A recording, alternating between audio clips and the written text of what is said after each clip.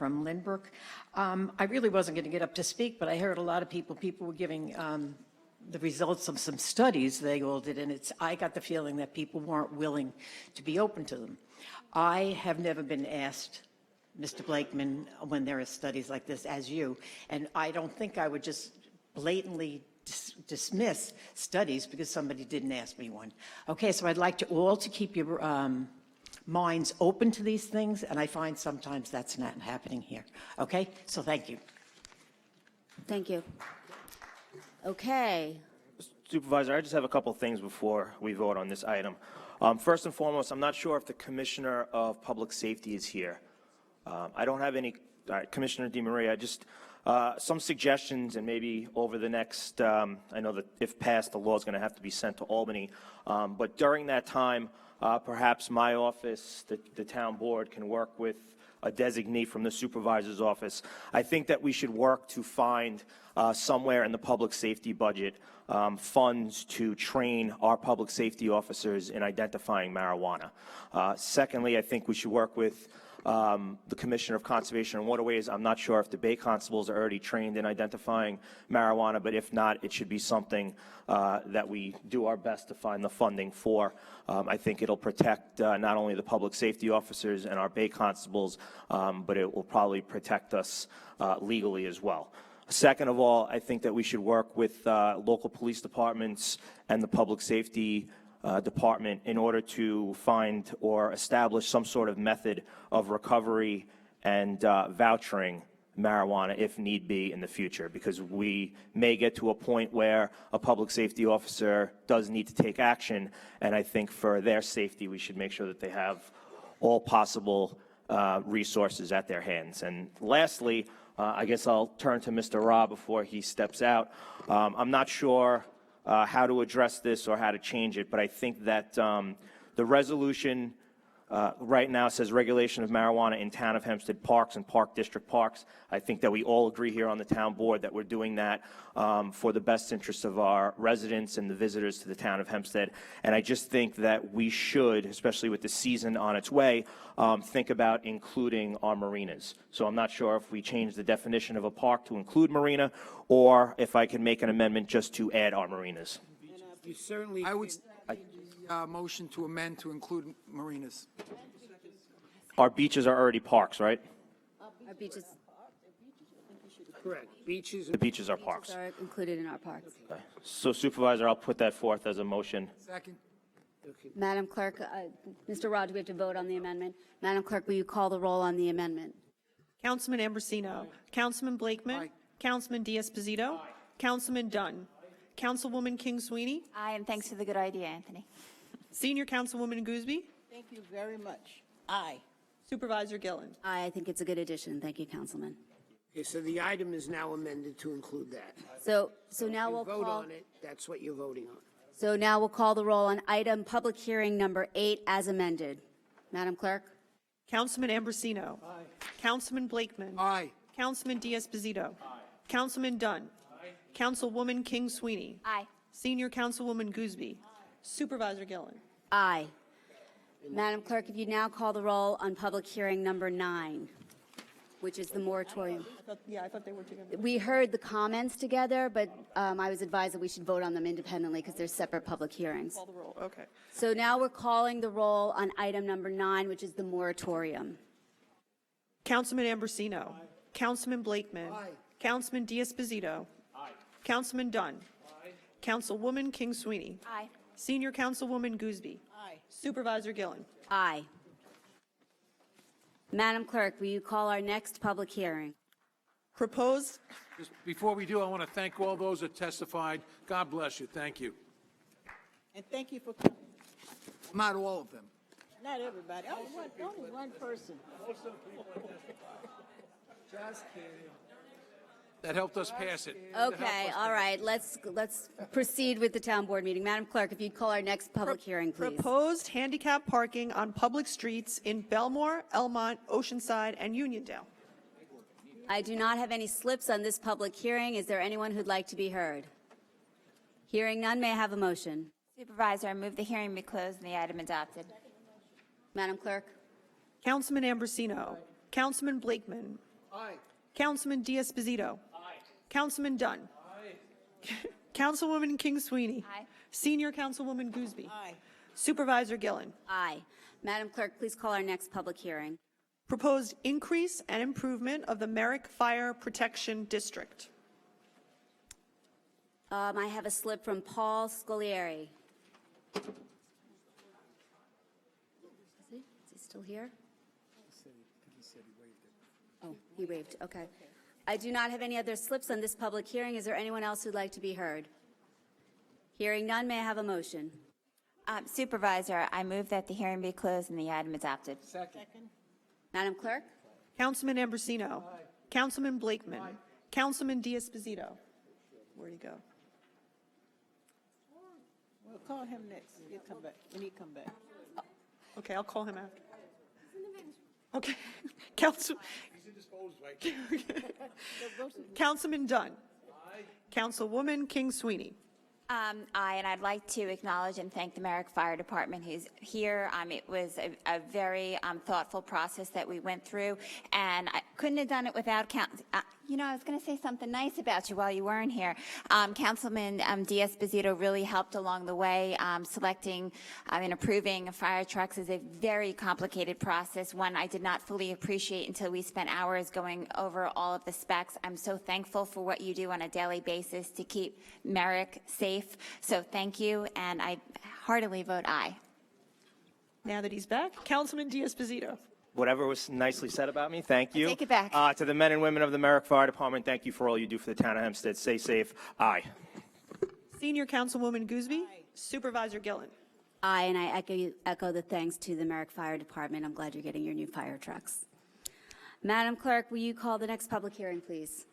Application of 3222 Hempstead Turnpike LLC for a special exception public garage to remove the existing one-story, 3,400-foot retail building and replace it with a one-story, 5,352-foot building to serve as an automotive service and repair facility, approximately 658.94 feet width of Gardner's Avenue, Levittown.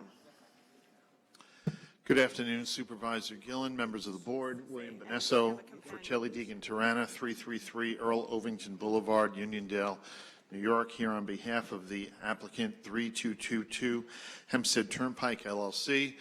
The petitioner is the contract vendee of the parcel of property in question situated on the south side of Hempstead Turnpike in Levittown. It's the site of a porcelanosa tile building.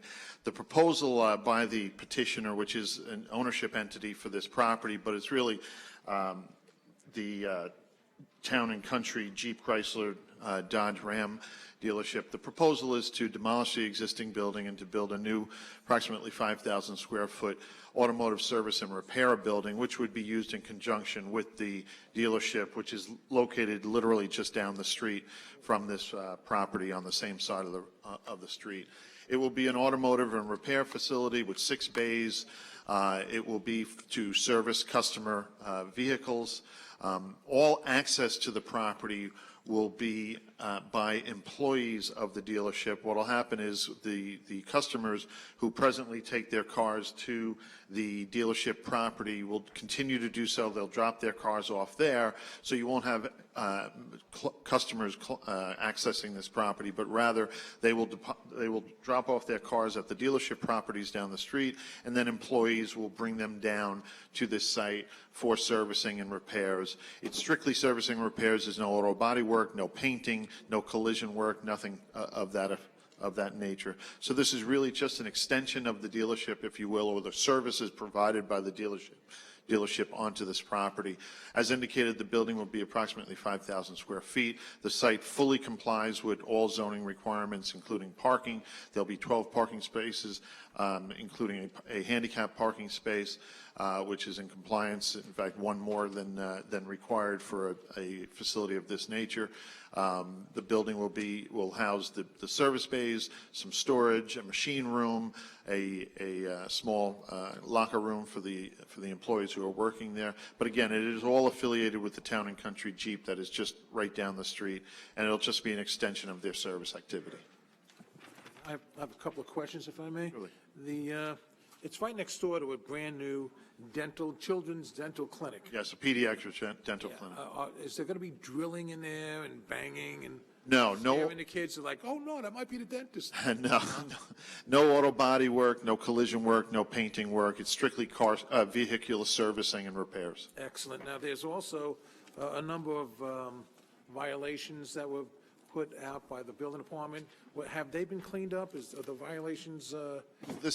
This application proposes a complete redevelopment of the site. So the existing building and any violations existing on the property will be completely eliminated. This will be a new site development plan involving new paving, new striping, new building, landscaping, and the like. So any existing violations presently there will be removed. All right. It's on record. Yes. Unless the board has any other questions, that's our direct presentation. Thank you. I do not have any other slips on this public hearing.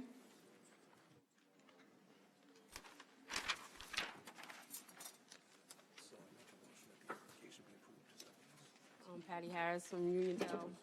I would like to know, what is the name of this company that's going to be there? It's Town and Country, Jeep, Chrysler, Dodge, Ram. Did they get a pilot for this upgrade? Did they get a pilot for this upgrade? No. So there's no special privilege for them to do this add-on? There are no IDA benefits associated with this. This is all being funded by the applicant. Okay.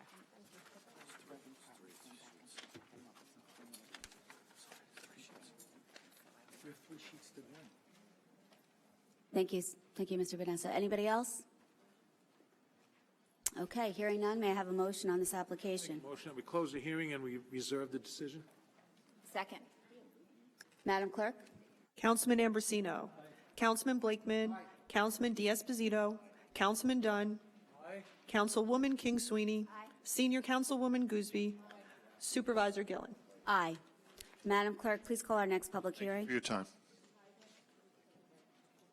We'll just take a quick 10-minute adjournment so our court reporter can do what she needs to do.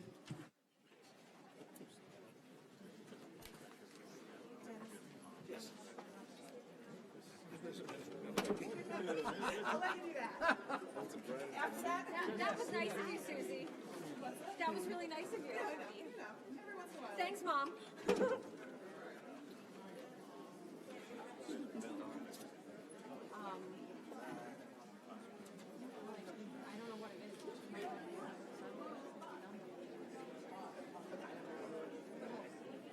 I don't either. She didn't feel the need to share.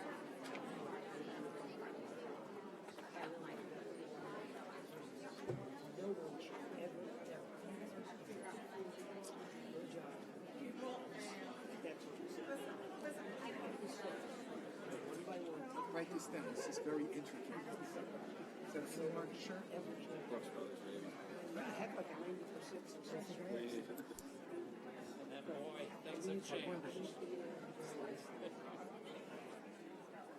White toast.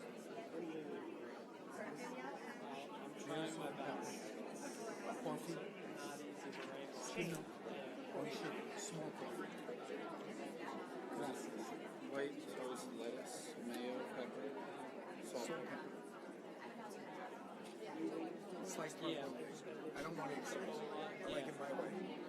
Mayo, salt, pepper, and lettuce. Mayo, salt, pepper, and lettuce. White toast. We literally got emails on Friday and today.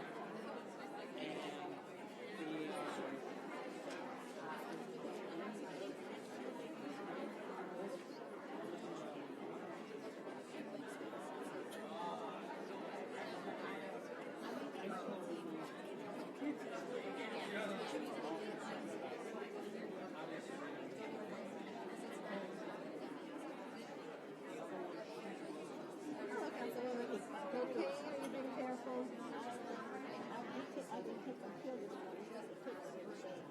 Yeah, today you really should. I'd like some pills tonight. What? She didn't take a pill. I said, you should have taken it. I'd like some pills tonight. The gentleman with the denim jacket, leather jacket, the argumentative guy, is not happy that we cut it off. Some people get more than 3 minutes and some. Which guy? They didn't get his name. We don't want to get I didn't cut anybody. He was from the middle. The normal. The guy that didn't have his pants falling down. He's gone. He was, Lightning Street lady. I know, exactly. I figured he'd be coming.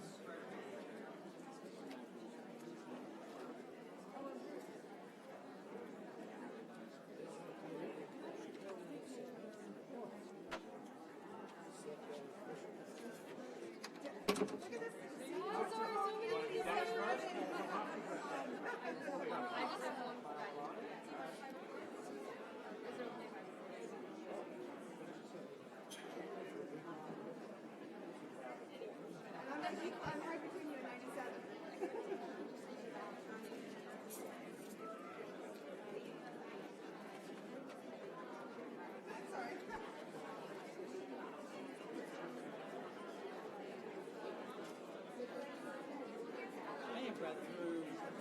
I've read through the notes.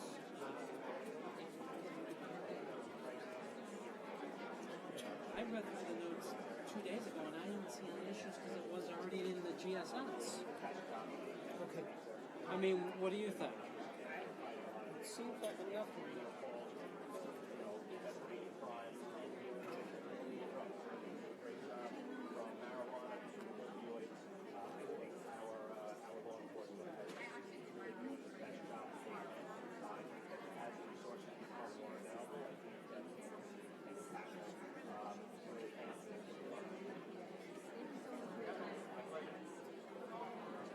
Hi, I'm Danielle. Nice to meet you.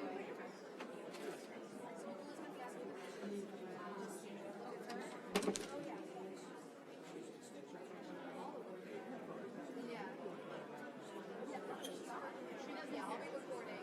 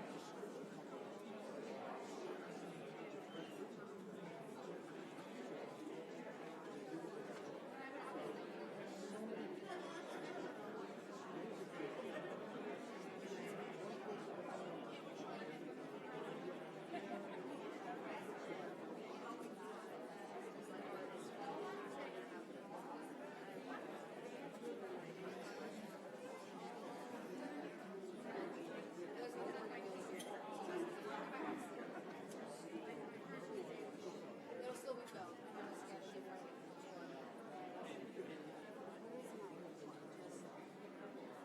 Yes.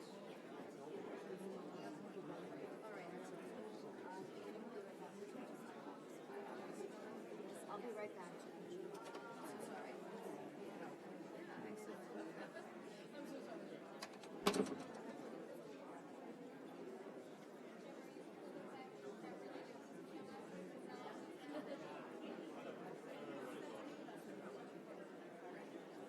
Sorry. So if you could start by reiterating what you were just saying. Yeah.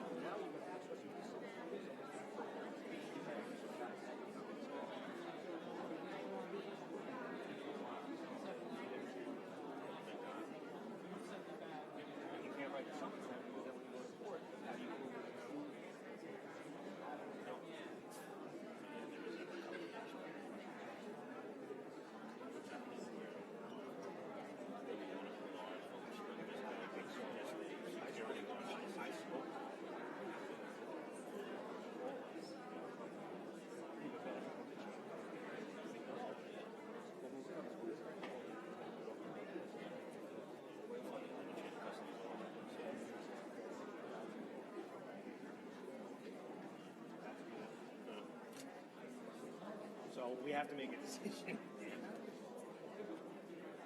I wasn't trying to overcop it. It's a serious issue. So whenever you want to sit down.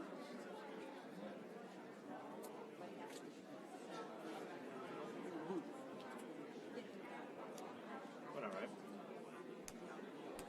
Listen, you're an expert. So you got I hate that when people say, oh, it's bias enforcement. It is. You saw it. You lived it. I'd be happy to put people in the of Orthodox.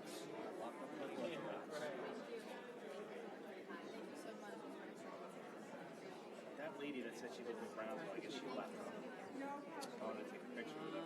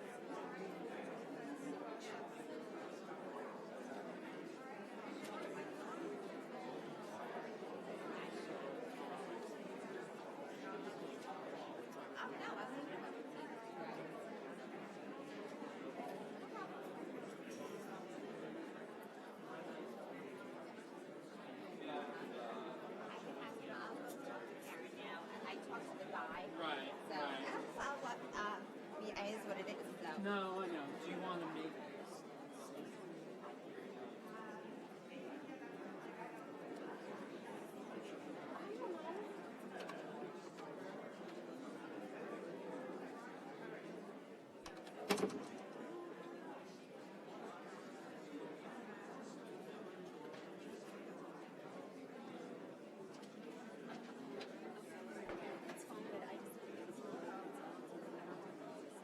That white, yeah, that white one. I just want to like, the spinach, yeah. All right.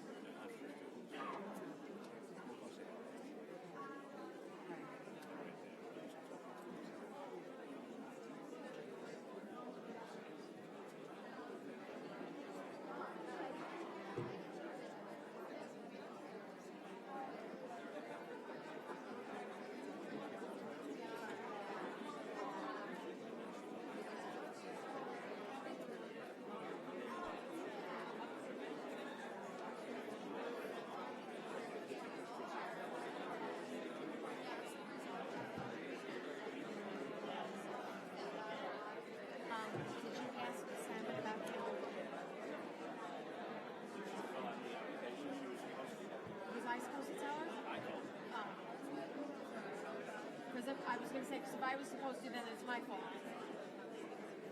But, you know, what happens, because it's supposed to be effective the first. Will they retro it? No, that's fine, go ahead.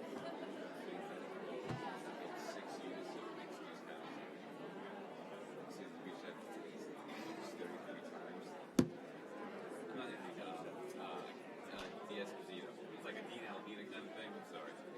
And he got back on the way. I don't know if she needs to heads up and stuff, but he's going to do that.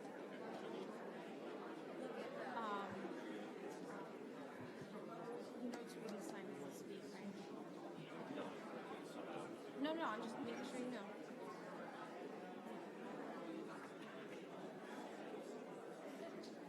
Alexa's doing, she's gonna do a meeting The with. next hearing is going to be long because there's two civics here in opposition.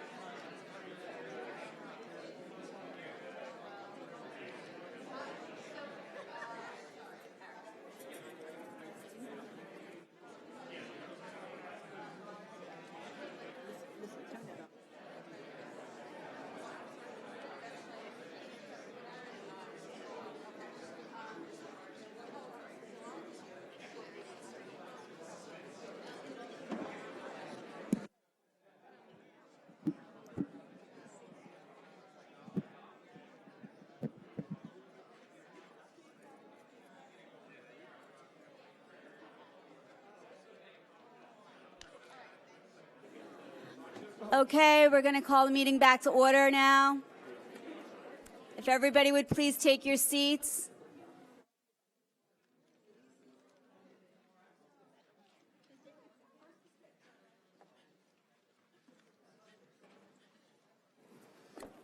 Okay, we are back on the record. Madam Clerk, if you would call our next applications, public hearings. Application of Bola EM Realty LLC for a variance from provisions of the GSS ordinance to maintain existing service station and operate a convenience store, as well as area, sign, and parking variance located on the south side of Merrick Road between Washington Avenue and Townsend Road in Seaford. I also have a companion application of Bola EM Realty LLC for a permit to include existing gasoline service station and install 3 additional storage tanks, each with a capacity of 15,000 gallons, located at the south end of Merrick Road between Washington Avenue and Townsend Drive in Seaford. Good afternoon, Madam Supervisor, fellow board members. For the applicant, David Altman from the Law Office of Brown and Altman, LLP, 538 Broad Hollow Road, Suite 301W, Melville, New York. Before I begin my testimony, I'm just going to hand in the certified green mail cards to the clerk. As I think the board has become familiar with me this afternoon are my colleagues, Chris Tartaglia from High Point Engineering to my immediate right. Chris is the project civil engineer. Also with me this afternoon is Charles Olivo. Chuck is also a licensed engineer with the state of New York. Chuck is our expert on traffic and parking. I also have with me this afternoon John Breslin from Breslin Real Estate. John is a licensed appraiser here in the state of New York. Both those gentlemen will be offering testimony and submitting their reports into the record this afternoon in support of the application. I will also note for the record that the principal of the applicant, Bola EM Realty, Mr. Singh, is here with us this afternoon, and to the extent this board has any questions of Mr. Singh, he's available to answer those questions. That being said, the subject property is known as 4030 Merrick Road in Seaford. It bears Nassau County Tax Map Number Section 65, Block B, Lot 420. The property is currently zoned Business X. It was originally developed as a gasoline service station circa 1970, I believe. The C of O that I have of record dates back to, 1970, and it's 197101337 for the gasoline station. In addition, that gasoline station, which to my understanding has now discontinued service for approximately 2 years now, is now vacant. There is also approval for, and that gasoline station, my apologies, was operated on the northern half of the property. Southern half of the property was utilized for commercial parking, and approvals were issued for that as well. The parking field approval was issued in 1980, and the approval number on that is 197901541. Bola proposes to redevelop the entire parcel consisting of approximately 48,339 square feet in area, or about 1.11 acres. The property has approximately 270 feet of frontage on Merrick Road, pretty substantial. It is located about 127 feet east of the intersection of Washington Avenue. Zoning in and around the subject property is predominantly commercial, with some residential to the south. To the west is a small office use zone Business X. To the east, we have a small commercial bank, then the canal flowing into the Great South Bay. To the north, we have the Stop and Shop Shopping Center. There is a mixed-use retail at the northeast corner of Merrick Road and Washington Avenue. And on the northwest corner, we have what appears to be a movie theater. Directly south of us is a vacant residentially zoned parcel, which is owned by the same principals, albeit held in a different entity. It is not subject to this application and is not considered part of this application. We also have a portion of the canal, and then to the southwest, we have single-family residence, which abuts the property slightly at the southwest corner. They share a common lot line of about 25 feet or so.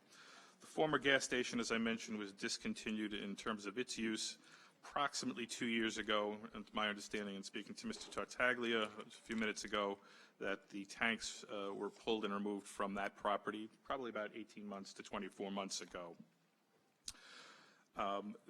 The applicant proposes to raise and redevelop the site consistent with the site plans that have been submitted to the town board for its consideration today.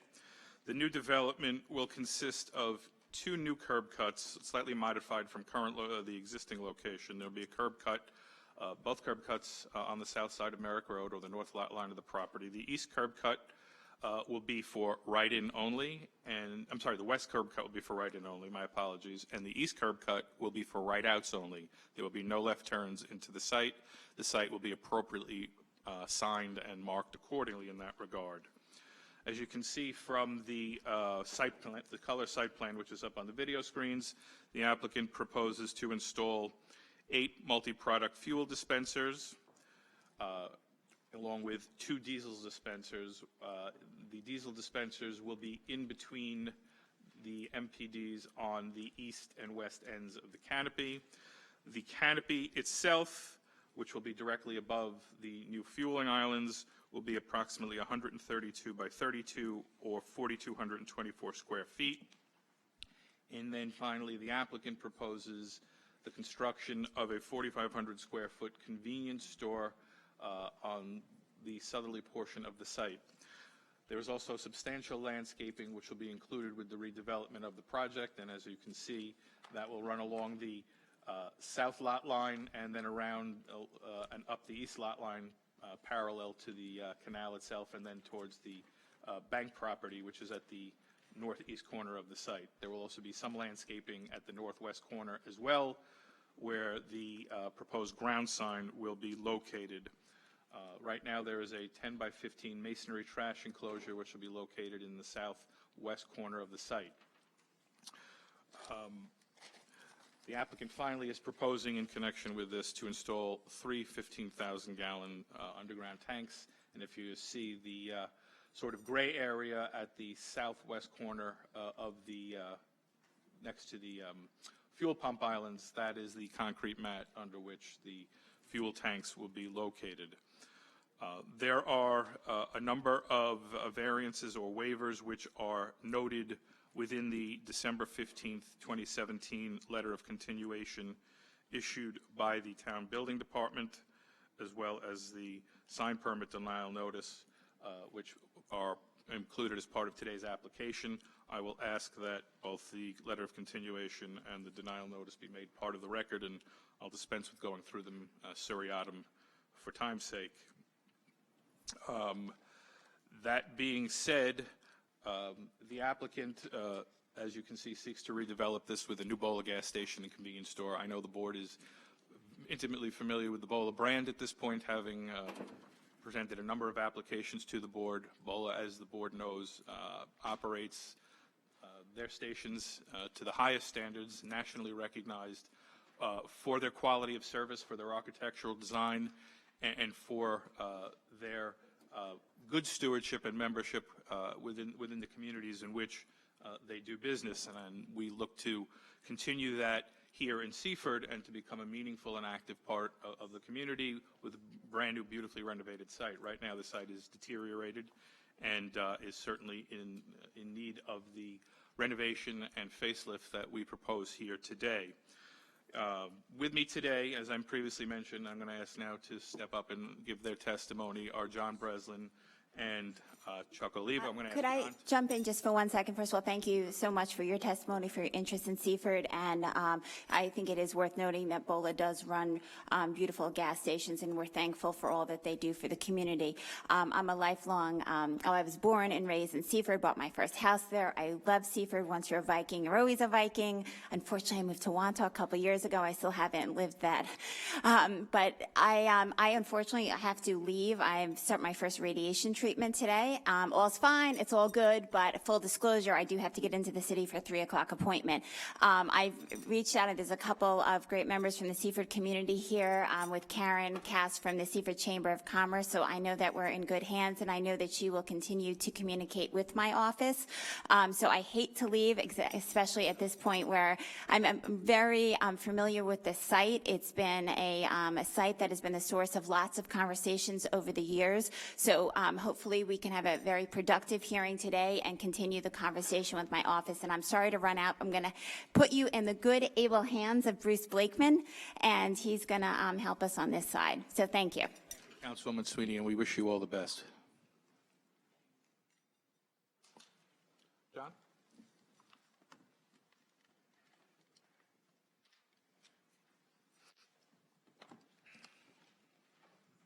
Good afternoon.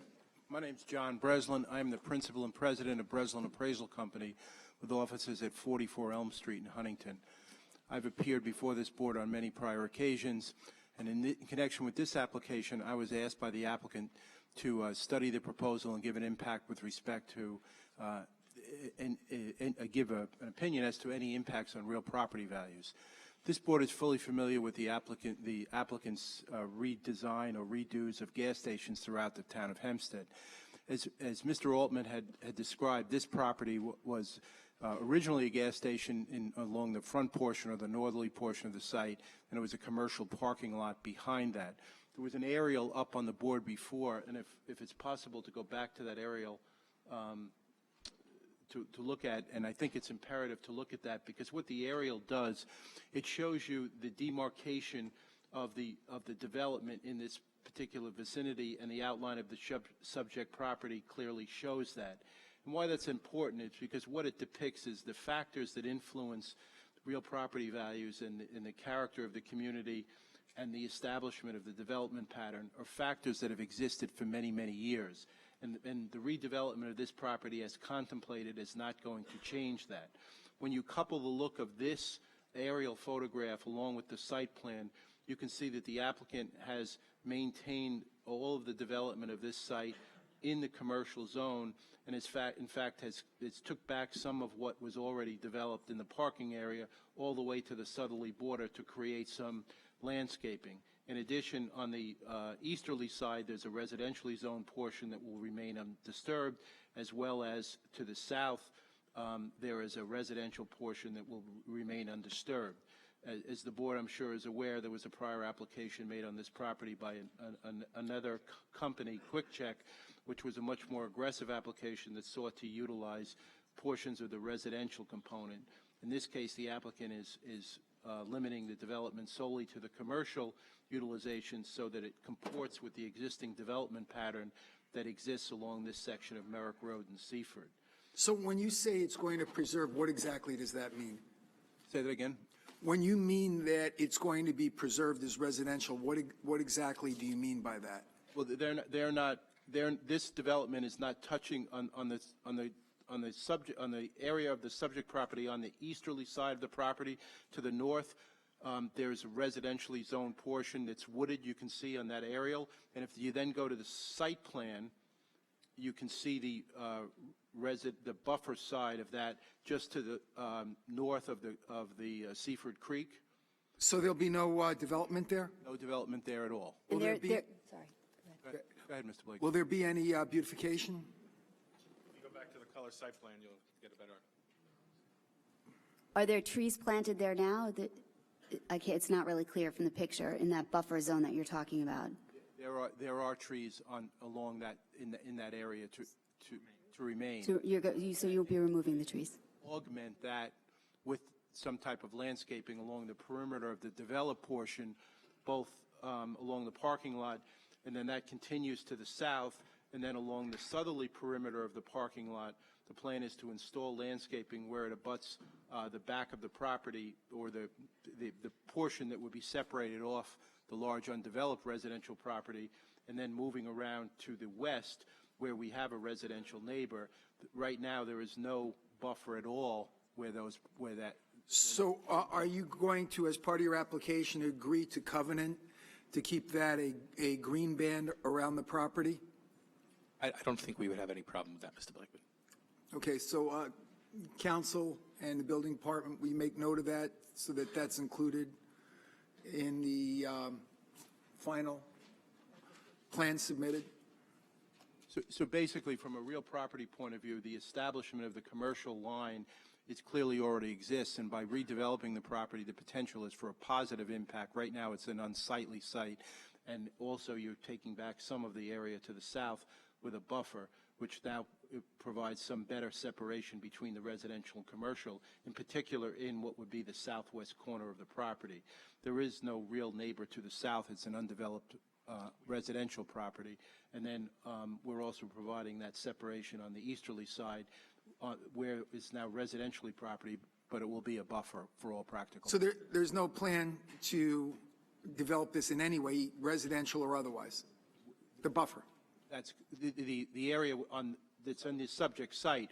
The applicant has nothing to do with the property to the south of the developed site. No, I'm talking about just the buffer. There's no plan to develop the buffer at all. Good, thank you. So in conclusion, by granting the reliefs necessary, it's certainly not going to have an adverse impact and potentially could be an upgrade for the commercial utilization along this section of Merrick Road. Yeah, I do have a report that I prepared, which I'd like to hand up, which summarizes what I testified. Okay. I like the idea of the greenery there. It's, I am familiar that I used to cover that area when I was a county legislator. And there's a lot of strip malls down there, and beautifying the area is very, very important. You do have an American flag that's going to be on the front side on Merrick Avenue. We will have a flagpole. Okay, that'll help out, but I get my hair cut right up the street. Juanita, we all know Juanita, right? She I know I need one now, but she's she's going to have to wait. I'm here. Yeah, but beautifying the area is very, very important to the people there, because there's a lot of people that live in the area. Along that strip, you don't realize how many people are in the area and how many good businesses there are, and this will help bring people to the area, make them stop. It's an intensely developed commercial area, and you have the supermarket directly across the street, which brings a lot of traffic to the vicinity, and the movie theater just diagonally off to the west. So, as you point out, there's a tremendous amount of commercial activity. Seaford is a bedroom community, and people want to keep it like homey, and you're making it more like home, so thank you. So you testified the tanks were removed from the property? About 18 months to 2 years ago, the tanks. Okay, and there were no environmental issues? I'm aware of, sir. And in the, you mentioned one residential property, I think, to the southwest. So you're adding a buffer just by that property? Is that clear? Is that right? The residential, if you look at the site plan, the residential that abuts for roughly 25 feet of that southern lot line is just behind where the trash enclosure is depicted, right? And we have the green space around there as well. Thank you. Chuck? Good afternoon, Madam Supervisor, members of the board, members of the public. My name is Chuck Olivo. I'm a traffic engineer with Stonefield Engineering and Design, 584 Broadway, New York, New York. We have prepared a full traffic impact study for the subject redevelopment. As you've heard from Project Council, as well as our real estate expert, you did have a gas station here historically, which has been closed for some time. What is being proposed is a Bola market with gasoline fueling service. This Bola market will be and will represent really modern convenience destination. I know the board is very familiar with Bola market in other areas throughout this region. What we would expect as part of the findings of the traffic study is that the large majority of traffic coming to and from the redeveloped site would already be on the roadway today. Convenience store with gasoline fueling service, generally it accepts and attracts somewhere around 90% of its traffic from traffic already on the roadway system. Now, Merrick Road carries about 37,000 vehicle trips on a daily basis. It's a well-traveled roadway, and we would expect that, should the board be inclined to approve the project, that the large majority of traffic coming to and from this project would already be traveling on the roadway system, already on the roadway today. We do have Nassau County DPW approval for the access management plan of the site. As you've heard, we're proposing one curb cut to provide ingress into the site via right turn movement, and one curb cut at the easterly portion of the site that would provide for right turn egress. This is a relatively wide roadway. These are unsignalized driveways. We would be improving from the existing access management of the site, which was 2 full movement driveways that previously provided access to and from the subject property. We have conducted recent traffic counts. Those traffic counts are included within the traffic impact study, which I will submit at the conclusion of my testimony. Those counts were conducted recently to understand the traffic volume as it moves through the roadway system, conducted counts at the nearby adjacent signalized intersection with Washington, and we also conducted a level of service analysis should the subject site be redeveloped as conceived here. The levels of service would not be expected to change as part of the proposed condition. The access points would be expected to operate safely and effectively in the proposed condition. We meet parking. 23 parking stalls are being proposed. 3 of those would be land banked, and there are a number of fueling positions to provide for the traffic demand and the fueling demand expected on the site. You'll see in more antiquated gas stations a limited number of fuel pumps and fueling positions, which could lead to queuing, could lead to congestion on the site. That is not the model that Mr. Singh adopts when he redevelops sites in this manner. Excuse me, I just want to interrupt you. So basically your testimony is, in a nutshell, that this is not a destination retail location, that basically if this were used for another retail use, such as a restaurant or some kind of retail outlet, that in that case, it would increase the trip generation of the car traffic. But in this case, because it is being used as a gas station and convenience store, that it's going to be used 90% of the time by people who already would be on the street. So it's a de minimis impact, and it's less than it would be if it was some other retail use? I am saying that. Well Okay. said. Okay. That's fine. Thanks. Good. We're good. In terms of the access management of the site, you've heard the changes. I will state in conclusion that the traffic associated with the project would not be expected to significantly impact the roadway system. The access would be expected to operate safely and effectively. We are seeking a sign in the northwest corner of the property, would be 21 feet high, approximately 94.6 square feet, and this is for the purposes of visibility for those travelers to be able to traverse into the site. And is that consistent with the other retail operations in the neighborhood? Yes, I would say generally so. Okay, thank you. I will also say it's consistent with prior approvals for BOLA signs as well. And at this time, I'd like to submit 10 copies of the traffic impact study, which I based my traffic testimony on. Thank you. You can hand them to Ms. Hanson. Any questions for Mr. Olivo? I will also note for the record that in connection with other governmental approvals, we also have DEC approval for this as well. That was issued on October 2nd of last year, and a copy of that was previously provided to the town as well. If there's any other questions of us at this time, otherwise we will hold our response till for those who want to be heard. Thank you. Thank you.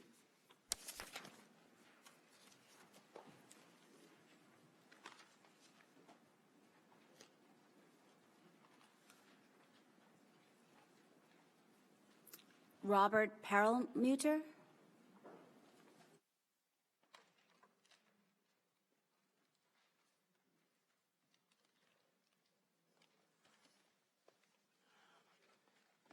Good afternoon. My name is Rob Perlmutter. I'm the owner of the property directly west of the property that is proposed to be developed by BOLA at 4020 Merrick Road in Seaford. I've been the owner of the property for the past 15 years. I am excited by the prospect that they are going to beautify the area, and unfortunately it's been vacant, as they mentioned, for the past 2 years, so it has been an eyesore in the town. So I'm very excited by that. I do, however, have, if you pan out a little bit, if you could. Can someone pan out on that? Okay. Great. So I'm the building right over there on the left. There's an extended driveway that goes all the way down. So I'm directly on the west. That's my property. Property X, as I think they refer to it in their proposal. Okay. So I do have a few concerns. I'm glad you were able to pan down on that. The fencing that they're proposed to build, which I saw in their proposal, which I really just got the other day, it looks like they're putting a fence all the way to the curb. Previously, the existing gas stations did not have a fence there. There has not been a fence there. I've been the owner of the property for 15 years. In all that time, there has not been a fence all the way to the south east corner of my building. My concern there is obstruction from vehicles that may be going in and out of my driveway for both my tenants and customers that do come in and out, that the extended fence all the way to the curb will obstruct vehicles as well as perhaps pedestrians walking on the If they didn't make the fence all the way, you said to the property line? They're proposing all the way to the curb. As of now, it is. If they pulled that back a few feet, would that improve the sight lines? Absolutely, it would. Yes. Is that something that the Mr. applicant Altman? would be willing to do? Okay. Just so you know, I did speak to your wife, I believe, the other yes, you day, did. and the discussion we had was to essentially start the fence right at what would be the southeast corner of their building, and then from there, so we have no issue with that. Okay, and so council will, for the town will, and the building department will make note that that also will be part of the amended application. Okay, excellent, thank you. Thank you. Appreciate that. My two other concerns are, which I was just aware of, I couldn't see the drawing on the small paper I had. It sounds like they're going to be putting signage as well, that it sounds like they just described would be 21 feet high, consistent with their BOLA signage on what sounds like it would be the corner directly where I'm referring to with the fencing. Is that correct? Which would be on the northwest corner of their property. My concern there is signage on the the east side of my building. Is that signage going to obstruct the existing signage on the east side of my building that, again, has been there for the past 15 years, and now their signage might obstruct for my tenants that may be driving westerly down Merrick Road? Mr. Altman, is there some way you can resolve this signage issue?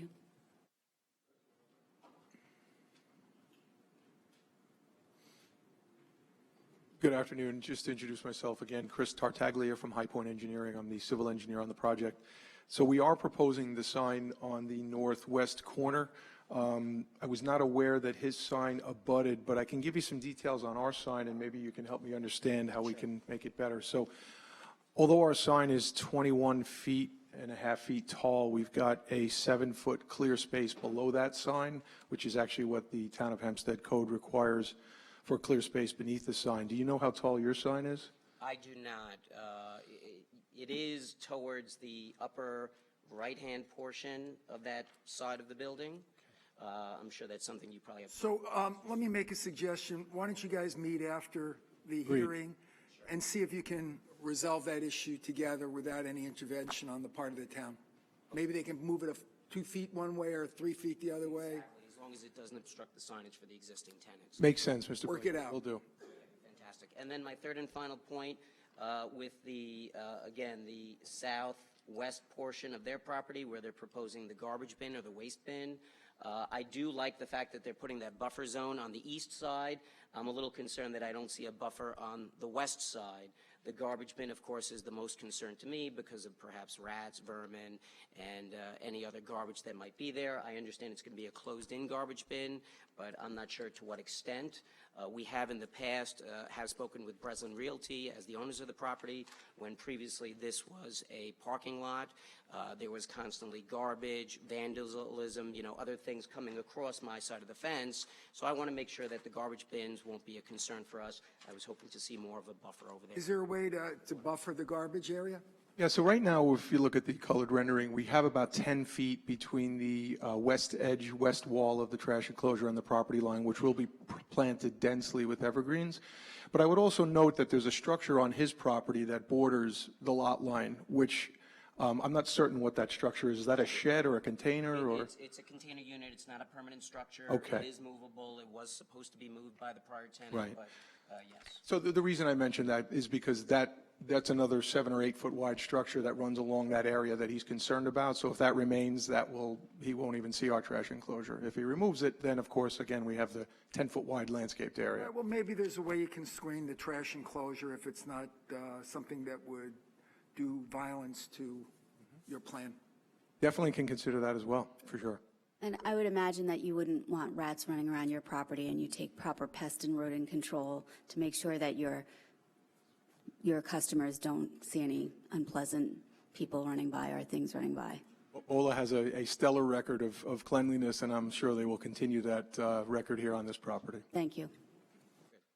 Okay, thank you. Those are my concerns, and I'm glad we were able to address those, and we'll talk further. Thank you. Thank you. Karen Cass?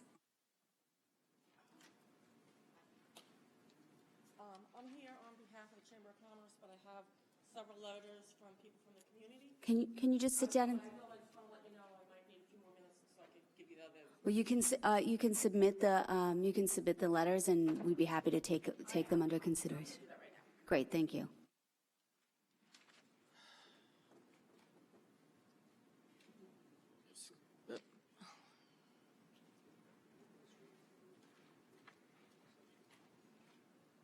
Read this one first. My name is Karen Cass. I'm from the Seaford Chamber of Commerce. I represent the local businesses. I'm a local activist as well. I'm a Seaford member of the community for over 50 years. And Breslin, love him, hate him, whatever. He's been in our community for many years and not keeping that gas station nice for many years. We're happy to see someone coming in. We love it to be a gas station. We'd like it to stay in its normal footprint. The L shape was not ever supposed to be part of the gas station. Town of Hempstead had mandated when Pathmark was expanded that was supposed to be extra parking across the street. Somehow Breslin was able to get that back and purchased it, and now it's part of Breslin's property and no longer is part of now Stop and Shop's extra parking. So now it's part of their property, and now they're trying to make it part of a larger gas station. The Seaford community does not want that. They never reached out to the civic community. BOLA never reached out to the Chamber of Commerce, and we are not happy that the tanks were removed. We understand he said that there's nothing wrong with it. We'd like to see the reports. We'd like to see the waivers that were done in 2017. What are they? We'd like to understand all the variances that were submitted. We'd like to understand and have them written out and given to us so that we can understand what they're doing to the property. And we also would like to know why that this smart man who has this property would buy a property that's not on a corner or that has a traffic light. The gentleman just said here that there would be no traffic problems at all and that it would be fine. However, we know clearly that there's going to be traffic trucks delivering diesel. We know that there's going to be traffic trucks delivering stuff to the convenience store that's going to be there. We know that there's going to be traffic coming in for people who are going to go to that convenience store. So yes, there is going to affect the traffic. So don't tell us that there's not going to be any traffic problems. Well, ma'am, I think the issue is that the point they're trying to make, and quite frankly, it makes common sense, is that with the use that they're proposing, as opposed to a different retail use that would be permitted there, would generate less traffic, which is logical because basically there are very few people who wake up in the morning and say, I'm going shopping at BOLA today. No. It's mostly people who are driving by, who either live in the community or passing through. The trucks, like, I understand what you're saying, but there's still going to be more trucks coming because they have to deliver diesel. Whatever the retail operation there would be would generate truck traffic. Same difference. It's the same difference. That's the point they're trying to make. Right, but it would be the same difference. It doesn't make any difference with that. Right. But the point that we had said, we don't understand why they didn't reach out to us first, and they're pushing this on the community. We don't want it to stay the way it is. We understand it has to be developed, but we want the garbage cannot be next to residential. It's all the way in the back where people live. They want it on the other side. We want to know the DEC. We want that report. We want to know that those tanks were removed properly. And we want to know what's under the ground. Was a soil test? Where is that information? I think he's saying yes, it was done. I think you're entitled to that information. And may I suggest that if you have a few minutes after the close of this presentation, if BOLA would meet with you to discuss some of the issues that you have, and I'm sure, counsel, you'd be willing to share He should information? have met with us prior to wasting your time. He should have met with the whole community. I'm one person. There are like 25 people who need to speak to Bola, not just me. He needs a community meeting. Okay, well, the point I'm trying to make is there's an opportunity now to meet, and you could always report back to the Chamber of Commerce. You're the president of the Chamber of I'm Commerce? past president, first vice president now, yes. Okay, so maybe they could resolve some of the issues here, since you could report back to your members, because like you said, it's much better to have something done than have it sit for another 2 years. And we all know from experience that this operation is a very clean operation and a very community-minded operation versus other operators who aren't as good. I agree with that, but we don't want them bucking against residential property. He's pushing that convenience center all the way back. There's not any other property that's a convenience center or a commercial property business on Merrick Road, from Merrick Road all the way to Massapequa, that has that far a setback, that is a convenience center or a business. Yeah, but let me tell you something. From our And experience, it's against a creek and residential property, and he owns, they're not telling you that, they're bucking up against residential woods, looks very pretty, but he doesn't take care of it, and he owns it. Breslin owns the back property, residential.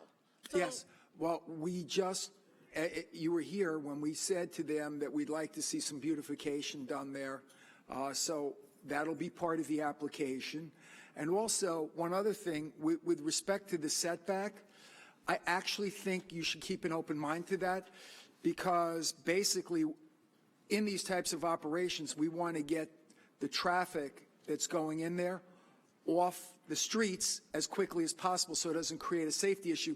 And we found that setting it back a little bit and creating more space for the vehicles is actually safer. I agree with you, but we have 7 gas stations within 1 mile radius. So we don't need 12 pumps or 8 pumps. We don't need as many. He doesn't have to put 3 tanks in. It doesn't have to be that large. We have 7 gas stations in 1 mile radius. Like I said, I don't think this gentleman is that stupid, or that's, he's a smart man, a great investor. He's Bola. I don't think he picked the right spot. I just think he's not making the right investment. Well, I just man, don't think it's the right spot. You're a member of the Chamber of Commerce. You're an officer in the Chamber of Commerce. It's not government's function to tell businesses where they should invest and where they shouldn't invest. They make those economic decisions, just like all the members of your Chamber of Commerce make those economic decisions. That's not our function. Our function is to look at what is there, what has happened as far as the historical nature of the property, and whether this is an improvement. Work within whether it's an improvement. The gas station is only supposed to be on certain property. The variances have to work. Can I make Mr. Altman? We agree that there has to be input from the community, from the Chamber of Commerce, and they got to work these issues out. And this is residents. It's not just me. I just handed things. I am one person. There are residents who are abutting this. He says there's one person. There's a whole block there. And Washington Avenue and Merrick Road has the highest incidence. It's the hot spot. You could talk to Commissioner Ryder. It's the hottest spot in Nassau County for accidents. Right, I think that's why the setback's important. Yes. That's no, right. well, I'm just saying it's not the best place. All right, we hear you, and I think that basically you'll work that out. 1 second. Mr. Altman, if you could just step to the mic for a minute. I believe you testified, and correct me if I'm wrong, that this has historically been operated as a gas station. Is that correct? It's been, since the 70s, it's been operated as a gas station. And I just wanted to get clarification on the tanks, the USTs that were pulled. Were they pulled by your client, or were they pulled by the prior owner? They were pulled by the prior owner of the parcel. Okay, and you have a copy of a DEC report relating to the property? The DEC permits, I'm sorry. Okay. Would you give a copy to this lady? This property is leased. I don't believe that Bola owns the property. So, let me just work. So if the property's leased, It was my district at one time, and I love the people of Seaford. I think if you get together with the Seaford Wellness Council, the people of the community, and meet with them, and one, get a presentation by what you want to put there, and then get the input from the community, then and adjust the sales if necessary, or maybe, after you do your presentation to the community, you may have already made your adjustments and be able to, well, first give your objections today before you leave, whatever your objections are, but meet with them, and would you be willing to meet with them in the community at either Seaford High School in the auditorium or even at one of their offices, and just hash it out so you hear what the concerns are of the community, because it's an incredibly great community, and I don't want to see any of them upset, especially the Chamber of Commerce, the Kiwanis, the Wellness Council. They have so many great organizations in Seaford. Let's keep them happy. Let's make sure that you fit in as a good neighbor. Is that agreeable? Mr. Dunn, we don't want to see anybody upset either. And Mr. Singh is here. If Mr. Singh would like to say something in that regard, Harry, do you want to say something? He's his own best spokesman, as the board knows. Okay, so in the meantime, I'm going to suggest that we reserve the decision Before Mr. Singh testifies, I just wanted to say, I am sure there was an environmental study done on the property. I am fairly certain that when the DEC came and issued a permit, that they did an inspection of the property, and that information is public information. You're entitled to it. If there are any irregularities, you should notify in writing Councilwoman Erin King-Sweeney and bring it to her attention. But I suspect that they have gone through all of the processes required of the DEC, which includes a visual inspection to determine whether or not any further action needs to be taken. Go ahead, Mr. Singh. Harry Singh, Bola Management Corp., 809 Stewart Avenue, Garden City, New York. We obviously more than happy to meet with the chamber. We have done that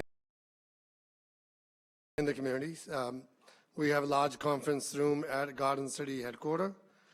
We would rather hold the conference there, so we have all the material available to us to accommodate any questions they might have. We have zero reservation not meeting them. And this is not regular practice where we reach out the Civic Association or the Chamber of Commerce in town of Hempstead, because as a part of the application, there's no requirements in as such that we need to meet with them in advance. And sometimes people do reach out to us. We have recently approved application in 101 Hempstead Turnpike in West Hempstead. We had local civics reach to us. We met with them in our office, and we found a way to resolve some of their concerns. Ms. Cass, would you be willing to meet with Mr. Singh at his office to try to discuss your concerns and see if there's something you can work out? I will meet with the other leaders and the community to meet with him. So He what we has to be open to realize that we're not against Bola having a gas station. We're not against there being gas station, another 8th gas station that we could drive to, but we are against the expansion because of that space. That space was never meant to be that. I understand that it is business space, but it was never meant to be what it's. Yeah, but Ms. Cass, I would just like to say one thing with respect to that. It's been vacant for 2 years. We have to evaluate the competing interests and what might happen if we don't do the model that a particular applicant has found. Work out the pros would be great. I'm not. Has found. We can do it. Let me finish. That has found successful. Nothing's 100% and nothing's perfect. We have to weigh that over the danger of this remaining vacant for another 2 to 10 years. I agree, but the reason we're here today. Yes, so see what you can work out. Yeah, see what you can work out. Just for the records, we've been operating in a Bola operation for the last 30 years. We have developed probably anywhere close to 100 sites within 30 years. All projects go through very thorough study called feasibility study. We don't pick any properties that we think that we can't get a return on. It's an wise investment for us. If it's not, then we obviously wouldn't do it. We have not built a site yet. In the last 20 plus years, we've been buildings that have failed or became an eyesore for the community.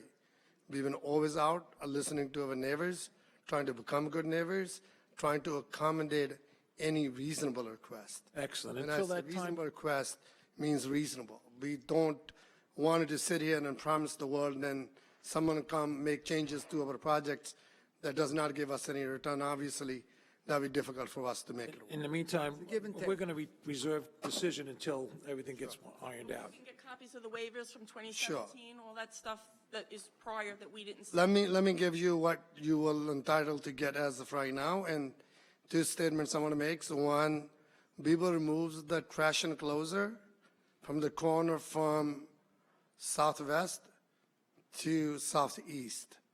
So that does not butt any of the residential properties. That would be perfect. The second thing, the gentleman was concerned about our sign next to his building because there's a sign on his building. We will move that sign from west side and the corner of the east side of the property. So there's a Or 200 whatever, foot or whatever distance. works, whatever works. Well, ma'am, Good. making the commitment to you. So With this cooperation already. That's right. we know that we are here. So we're not making anything difficult. When we design our facilities, we design our facility in a mind of traffic circulation. We don't want traffic jams. A number of pumps being considered by number of traffic, number of the cars on the roads. This facility is designed by well-educated, talented professionals. And at that moment, we think that we have done everything we could. Again, the back of the property continue to remain residential property. We don't own that. We are leasing the property. We're not owning the property. So we don't have a control of the property in the back. But the property we are leasing will ensure that property will look the way it looked today, the way we're proposing, 10 years from today and 20 years from today, which I have done in all of the property in the town of Hempstead. Reference to the environmental records, we're more than happy to provide a copy of those records. We have already gone very thorough investigation through DEC, and we have obtained approvals. The property at this time, as far as I know, is well clean, and the property that we are looking to do. I'm sure you have, because I know you don't want to inherit somebody else's problem. It's too costly. Obviously, it makes no sense. They did a soil test. Do you have that? Yes, we have all that information for you. Good. All right. And again, if you really honestly have more concerns, we'll try to address it here after the meeting, after the hearing, so you don't even have to worry about another meeting together. Just sit down with us. As long as your request is reasonable, we'll be more than happy to accommodate you. Thank you. Thank you, Mr. Singh. Thank you, Ms. Cass. Fair enough. Thank you. I have Christine Purett.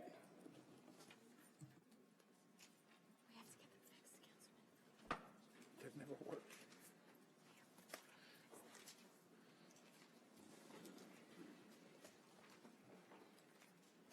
Hello, my name is Christine Purett, 3949 John Lane, Seaford, 11783. Okay, where do we start? This location is fraught with problems. It has been for many years. The inherent problems which exist on this site is that it's what the police department designates as a HAFL, a high accident frequency location.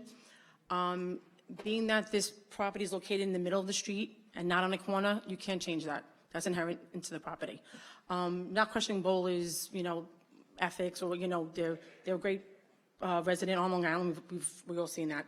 But you can't change the inherent problems with this property. In 1970, when this was designated as a gas station and put next to wetlands, those tanks that were removed 2 years ago were contaminated. The ground was contaminated.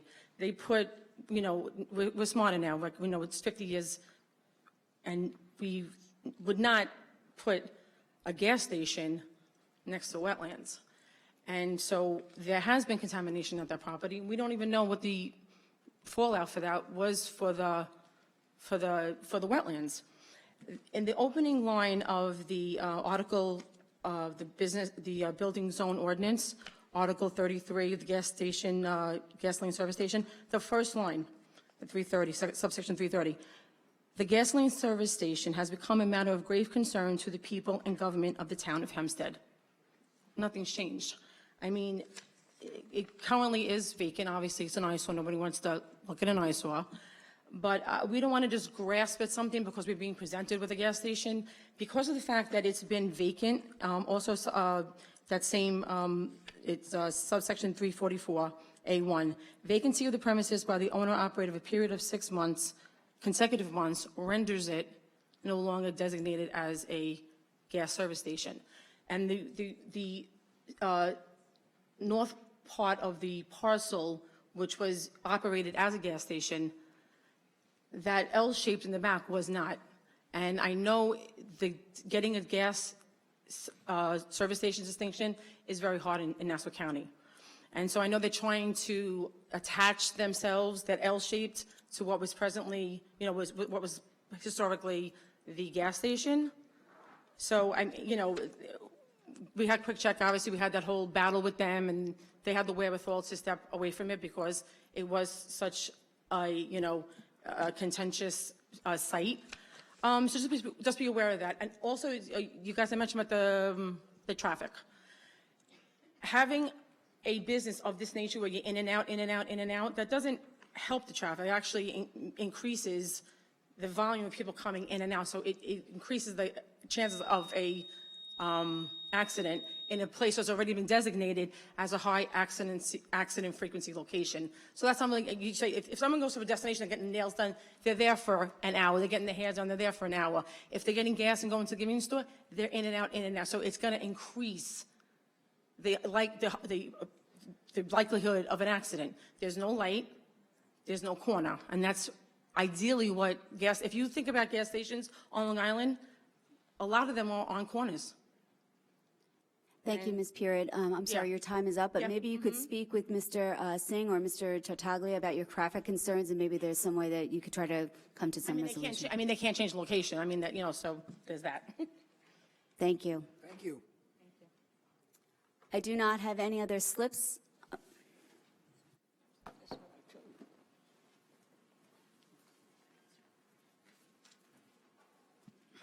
Pearl Jacobs, President of the Nostrand Garden Civic Association in Uniondale.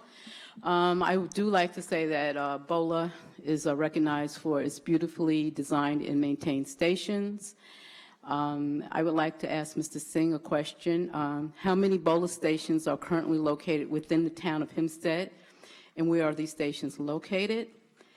And perhaps we can have a conversation with Mr. Singh regarding bringing a BOLA location to Uniondale, as Uniondale is the gateway to the hub.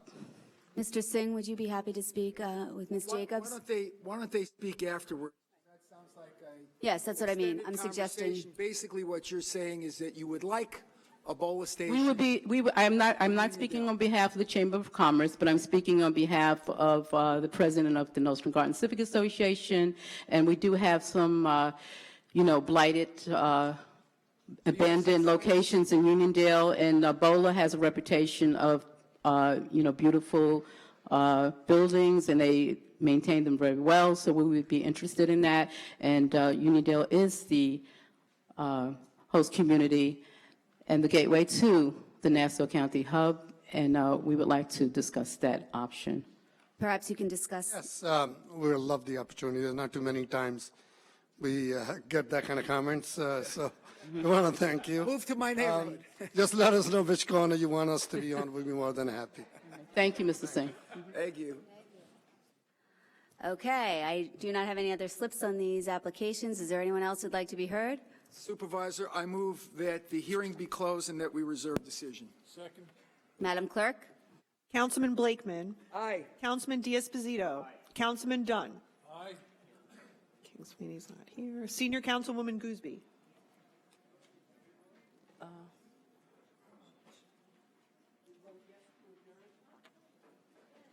She's on her way. Nobody talks for Senior Councilwoman Gooseby, Mr. Rob. Okay. Okay. Senior Councilwoman Gooseby. Yes. Okay. Supervisor Gillen? Senior Councilwoman Gooseby? Yes. Supervisor Gillen? Yes. Thank you all. That concludes our public hearings. Thank you, everybody. Madam Clerk, will you now call the decision calendar, please? The first is the application of 671 New Bridge LLC for a permit to include an existing gasoline service station within the GSS district and install 2 TOH additional storage tanks, each with a capacity of 15,000 gallons, and install 2 new pump islands and a 14-foot by 82-foot canopy, and convert service bays into a retail store and operate a self-service fuel station east side of New Bridge Road between North Jerusalem Road and Heisler Court in East Meadow. May I have a motion on this item? That's yours. That's yours. This decision. I make a motion to close the hearing and we adopt this decision. Madam Clerk? Councilman Ambrosino. Councilman Blakeman. Councilman Diaz-Pasito. Councilman Dunn. Senior Councilwoman Gooseby. Supervisor Gillen. Aye. Madam Clerk, please call the next item on the decision calendar. The next item is the application of VS Central, Inc. for a permit to include an existing gasoline service station within the GSS district and to maintain existing improvements, including 3 pump islands, an 82-foot by 26.1-foot canopy over pump islands, operate self-service and operate a convenience store in conjunction with the existing repair facility at 360 Central Avenue in Valley Stream. May I have a motion on this item? Yes, I move that the application be approved. Second the motion. Madam Clerk? Councilman Ambrosino. Councilman Blakeman. Councilman Diaz-Pasito. Councilman Dunn. Senior Councilwoman Gooseby. Supervisor Gillen. Aye. That concludes the decision calendar. Madam Clerk, will you please call the administrative calendar? Yes, Supervisor, there are items 17 through 78 on the administrative calendar.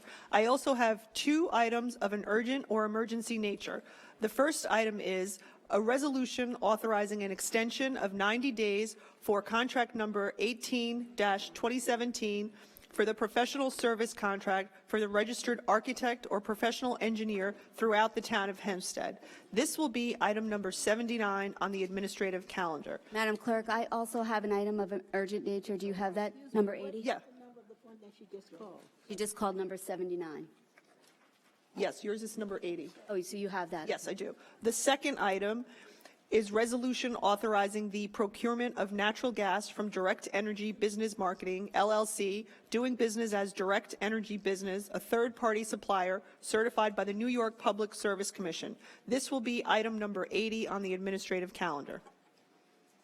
Do any of the council members wish to sever any of the items on the administrative calendar?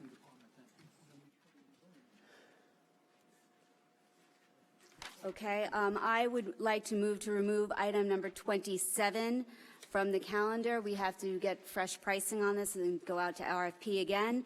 May I have a second? Second. Madam Clerk, please call the roll. Councilman Ambrosino. Councilman Blakeman. Councilman Diaz-Pasito. Councilman Dunn. Senior Councilwoman Gooseby. Supervisor Gillen. Aye. Ready? I move the administrative calendar in its entirety with the exception of the one that was just severed, and that's number 27. Second. All right, I have a number of slips of those who'd like to be heard on the administrative calendar, starting with Jonathan Williams.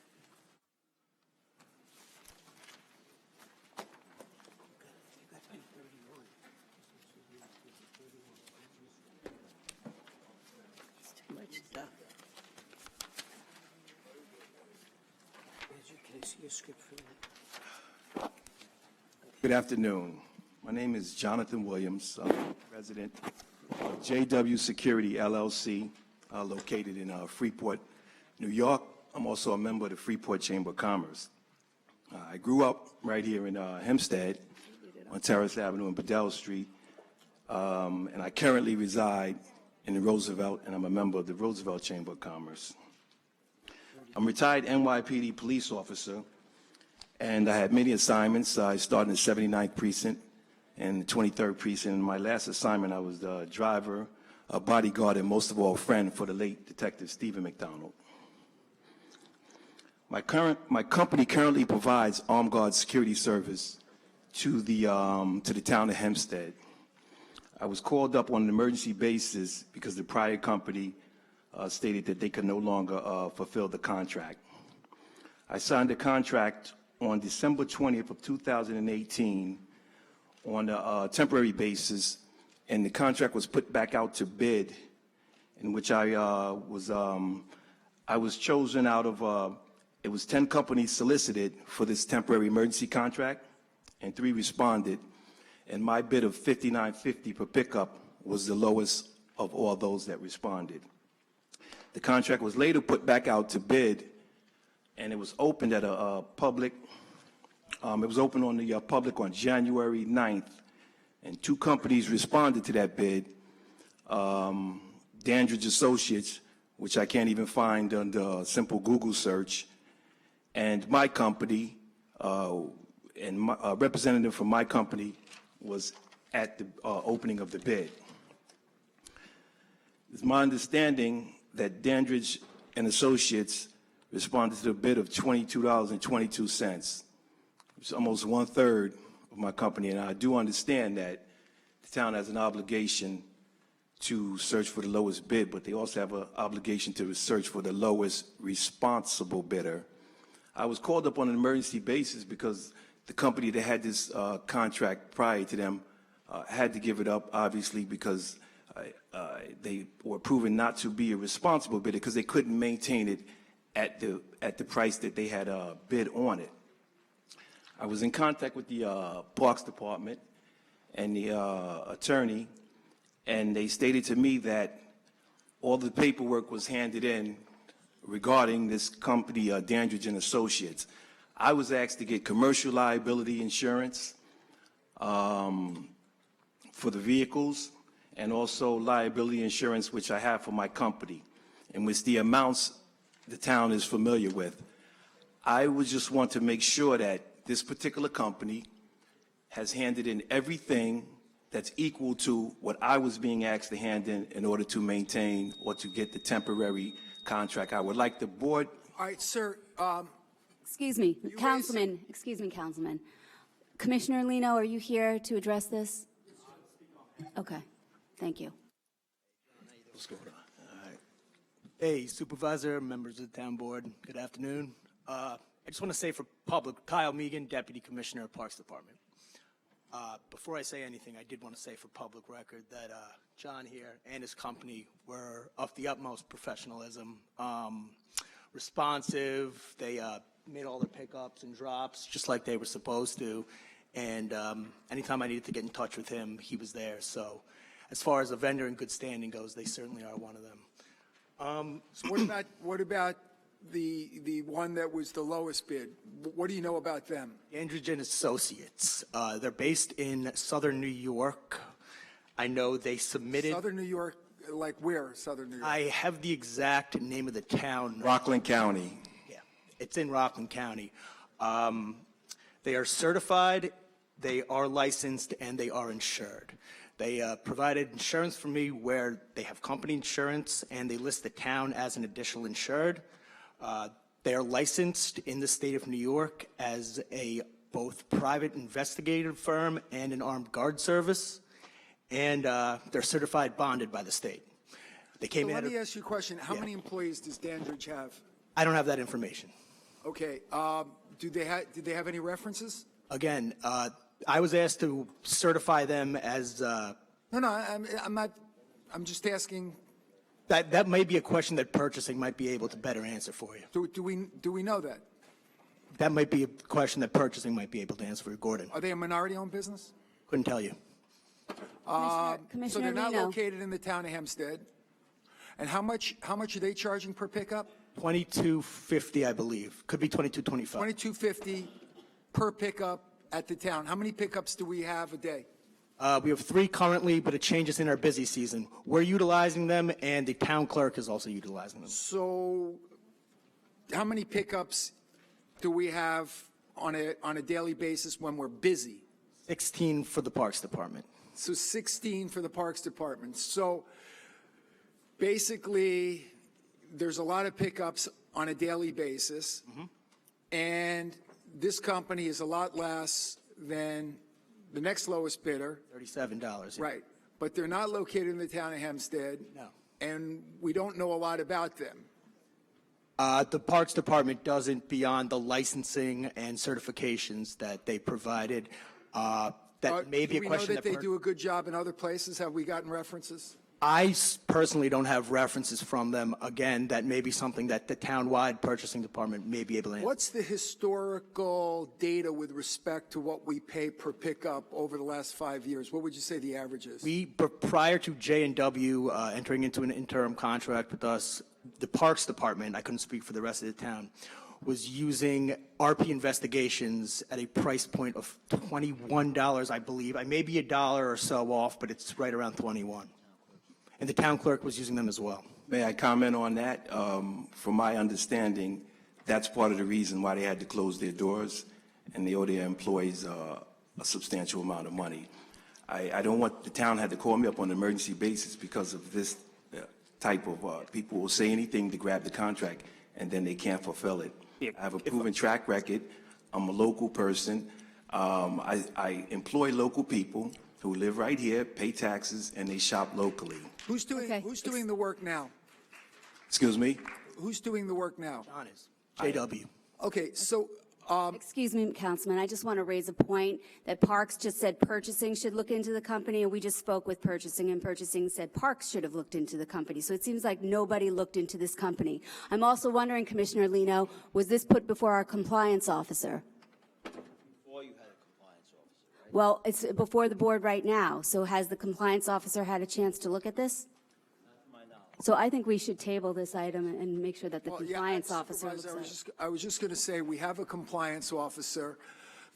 Look, if the other firm is competent and it's less money to the town, that's the breaks.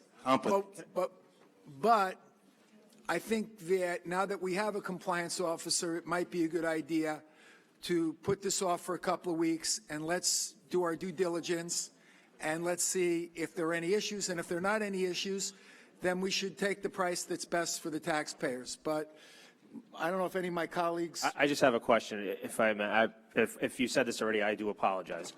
Where are you located again? My office? Yeah. 74 Woodcliff Avenue in Freeport. That's on the Nautical Mile. Got it. Okay. And so just, if I have this straight, right now you are currently doing our pickups. That's correct. Okay. It was put out to bid, an RFP went out, and someone bid, what was the number? $22.50. $22.50 to do an armed guard pickup. Excuse me. Yes, they employ an armed guard within their ranks. You have prior experience, so you know the cost of an arm. I agree with the supervisor. I know that's rare, but I do. I agree. This should be going What to the. might happen at a town board meeting? This should be going to the compliance officer. Listen, let's just get all our ducks in a row. There's nothing that's going to impede Parks' operation over the next. No, as 3 far weeks? as I understand, the interim agreement is, as long as it's. It actually said on the interim agreement continue it up that it to a could year. be extended up to a year if it was written in there, the attorney wrote it in that it could be extended up to a year if they chose. And I just want to preface that, I'm not talking bad about the other company. I honestly, this is the first time I've ever seen you. For full disclosure, we didn't serve together. We weren't partners in a radio car together. But I think, I'm not disparaging either company, but I think we have the opportunity for our compliance officer to take a look at this, and I agree with the supervisor. That's what should be done. And so do I. I'm so happy that we do have a great person who's working for us as a compliance officer. So we definitely need to look into this. And when it comes to money, I want to make sure that we don't lose it. Without a doubt. And I just wanted to say to the supervisor and the members of the town board, it's Parks' job to make sure they're licensed, certified, bonded in the state of New York. And other than that, as far as our operating budget is concerned, we structured it contingent on the $22 price point that we had with RP Investigations. They reneged on their contract in December. The budget was adopted in October. What we'll do, Deputy, is I'm going to make a motion to adjourn this till the next meeting, in which time, in the next 2 weeks, we'll have our compliance officer look into this matter, and then report back to us. All right? Madam Clerk? Councilman Ambrosino. Councilman Blakeman. Aye. Councilman Diaz-Pasito. Councilman Dunn. Senior Councilwoman Gooseby. Yes. Supervisor Gillen. Yes. Supervisor, before we go on to the next speaker, sorry if I missed it, just like to make an amendment to item number 37 on the administrative calendar and grant authorization to the town attorney to sign the Limbrook Library contract. I will say that I second and support that amendment. I actually requested that the town attorney do that since I was not the supervisor in 2014. I did not feel comfortable signing that contract, so I thank you for your motion. And I second the motion. I second it. The motion, to be clear, is there's an item number 37, a resolution to have the town supervisor sign a contract that actually is already over. It's a contract that ran from 2014 to 2018 relating to library services in Limbrook Public Library. For some reason, the contract was never signed. However, we're amending it so that the town attorney can sign it instead of me, since I was not the supervisor in 2014. That's the motion. Thank you. Councilperson, wasn't it town attorney or councilperson? Excuse me? What? Was it town attorney or councilperson, or was it just? No, just town attorney. Not you, not you. All right, so we have a motion and a second for that amendment. Madam Clerk, will you please call the roll? Councilman Ambrosino. Councilman Blakeman. Aye. Councilman Diaz-Pasito. Aye. Councilman Dunn. Senior Councilwoman Gooseby. Aye. Supervisor Gillen. Aye. When it's over. Rory Gordon?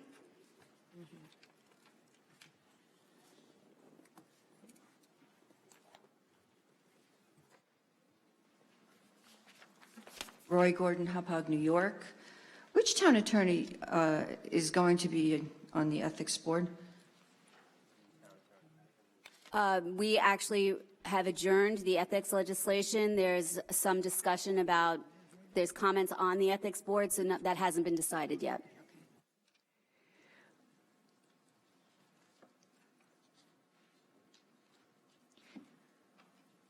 At the last meeting, I sent up to you guys a letter, and the letter was from the Committee on Open Government. It was an advisory opinion where the building department was breaking state law by charging the residents $25 for a certified copy of a cert sheet. Ms. Gordon, I'm sorry to interrupt you. Just please stop her time. We have removed item 27, which is if you're speaking about the resolution relating to the building department, because we have to go out and get new prices because the prices are no longer valid. So I'm in the wrong spot. So I just wanted to clear. We're also talking on the administrative calendar right now. You're right. I'm sorry. Wrong spot. Okay. I have a question on number 62. How do you obtain a bay house? Didn't we talk about that last meeting?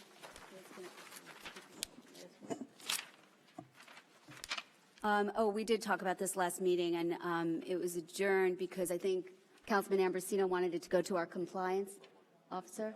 Oh, this is a different bay house? I'm sorry. Forgive me. Commissioner, if you could just answer that, please. Yes, Supervisor. Can't hear you.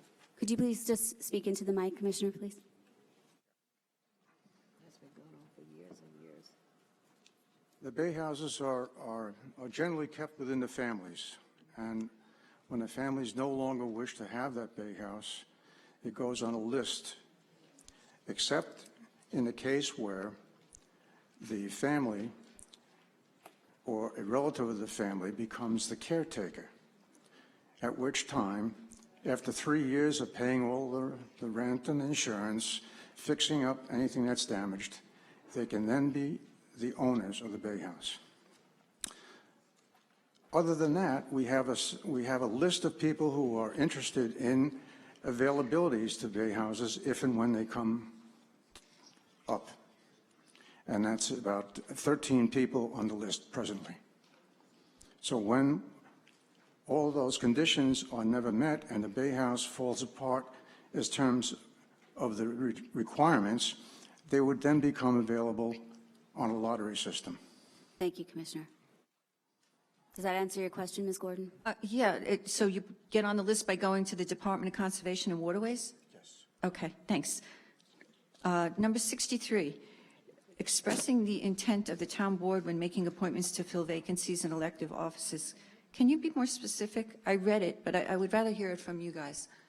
So this is a resolution that was put forward. As you may know, that I advocate that when there's a vacancy on the town board, that we should have a referendum and let the people decide whether or not they want to incur the cost to have a special election. Personally, my opinion is that this is the best way to fill a vacancy on the town board. People should be elected, not selected.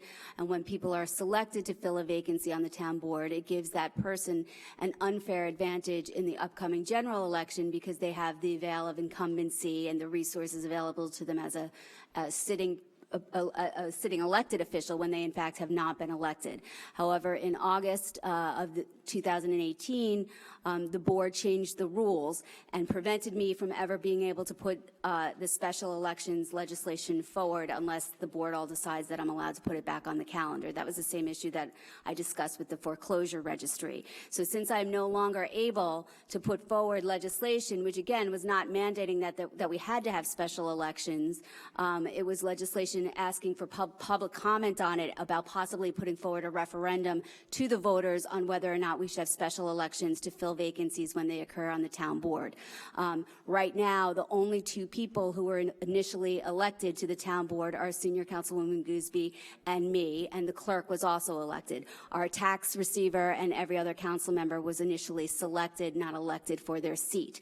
But however, since I can't put forward special elections legislation or a legislation calling for a referendum on that, this is viewed as, by me, as the next best option. And I think an expert on election law opined in Newsday today. If you want to read, go to the book on election law, it's Mr. Goldfeder was cited in Newsday today as this is probably the best alternative to actually try to get the people to have a real voice in who represents them. So what this legislation that I proposed will do is say that if we won't have a special election and the board is going to appoint people to come and fill a vacancy when it occurs before a general election, that person should agree that they will not then run for the seat. So there is no unfair, inequitable advantage that person will have, the selected person will have, over a person who's just vying in the normal electoral cycle to get that seat.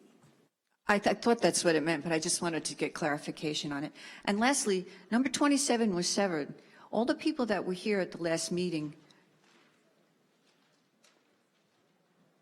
I'm sorry. Number 27 was severed, and all the people that were here at the last meeting, I presume, were contacted? We had to actually remove it from the calendar because the price quotes that we got expired. So we have to get new valid pricing, so it has to go out to bid again. But I noticed that no one is here from the last meeting. That's just a coincidence? I don't, I can't explain why people show up or don't show up. Okay, thank you. Felix Picacci?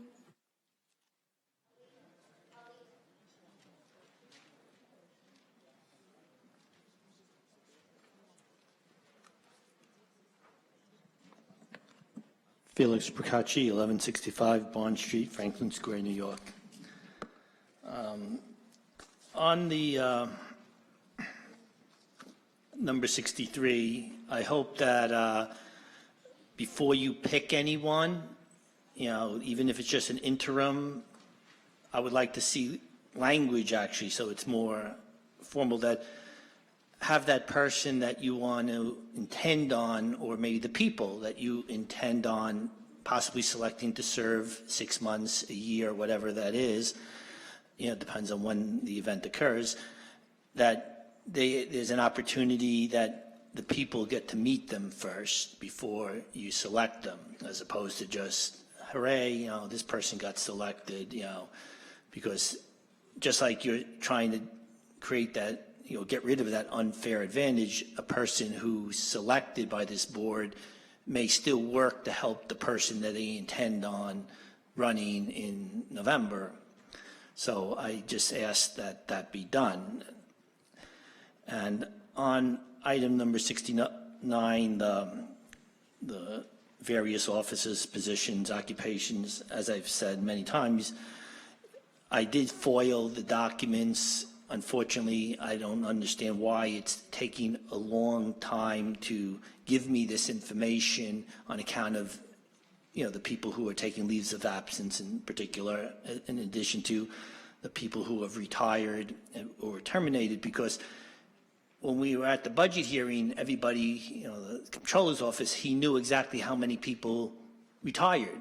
He was able to get that information. And here today, you're going to vote on something, and you voted on people. I think at mostly every meeting there was somebody who took a leave of absence, yet I'm waiting weeks to get something that should be a 5-minute thing. So I'm not sure why that information is so hard to come by, but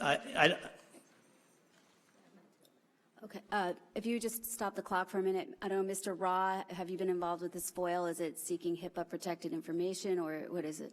His FOILs are being processed. Okay. Okay, I did do my research as far as HIPAA and everything else, and I even wrote that into my FOIL.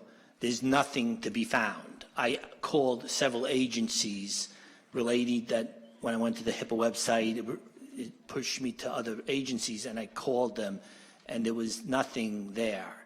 There's nothing to be found. So Mr. Rock quoted something that it's HIPAA compliant thing, and I said in my FOIL, if you're going to reject my FOIL, cite the law.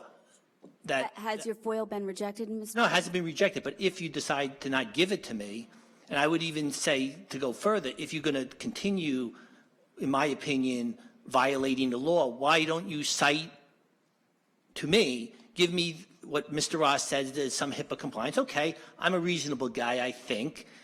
Give me the law that says you can't do this, and then that's the end of the discussion. But that hasn't happened, and I don't understand why I can't even get an explanation as to why it's apparent that you're violating the law. Okay. All right. Thank you, Mr. Prakashi. And so the clerk's office is in the process of responding to your FOIL requests, and if that becomes an issue, we can discuss it further. But it should take a matter of minutes to do on account of you're voting on these today. So why can't, by the time I get home, you can't have 7 to 8 pieces of paper in my inbox, or the explanation that Mr. Ross says, or the HIPAA law, the provision that says I can't get it. One or the other, but it shouldn't take weeks to get this information that's in electronic format. Thank you, Mr. Prakashi. Susan Ryan.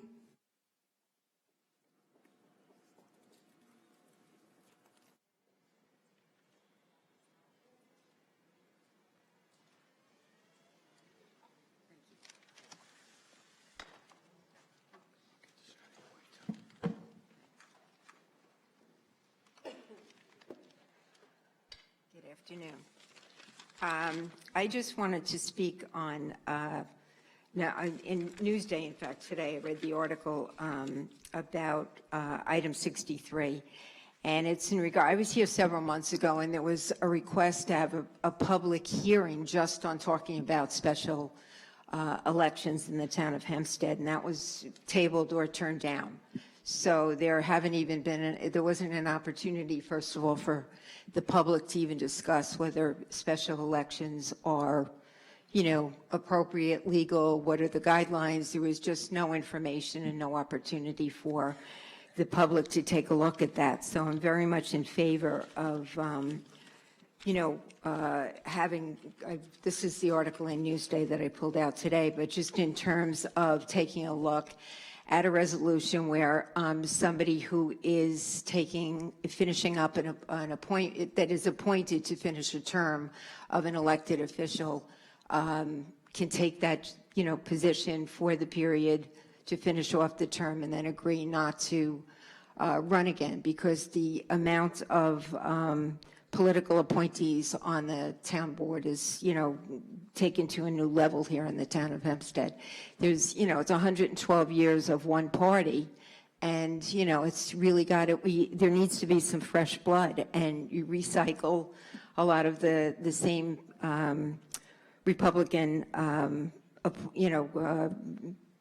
appointees or candidates. There's just no new fresh blood, and a democratic society, we really need to take a look at that. It's really very, very important.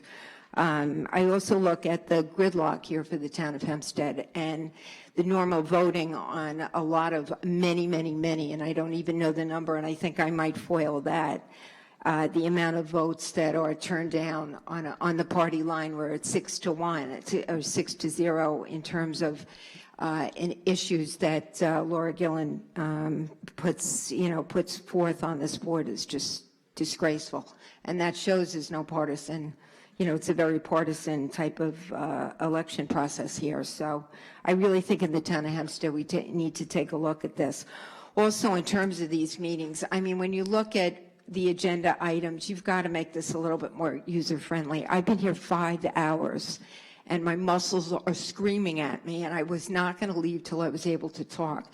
But when you have important items that are at the end of the agenda, you make it very hard for people to really talk about important things like freedom of vote, special, hearings on key issues that open up the dialogue with the voters and the town of Hempstead. It's really not working well for the people that, want to be heard.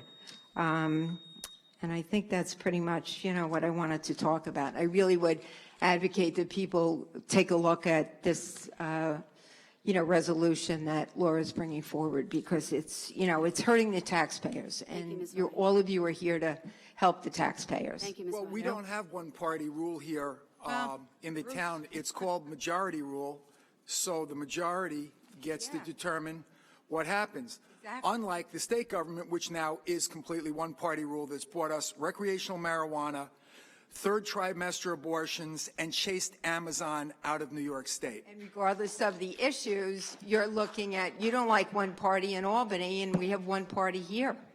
One party No, here. I think Bruce, look at the that's numbers. offensive to Senior Councilwoman Gooseby, who's been here for years. That's how votes she along earned her title of Senior Councilwoman. And I think it's Right. offensive to Not a- Supervisor Gillen. Look at the numbers. Look at the numbers. May I say something? Yes. I've been on, this is course. this is my 19th year. Mhm. I have been able to do many good things for my area. Absolutely, And as I- all of you have, I'm sure. Just As think, all of you have. If I was the only one voting for it, it would happen.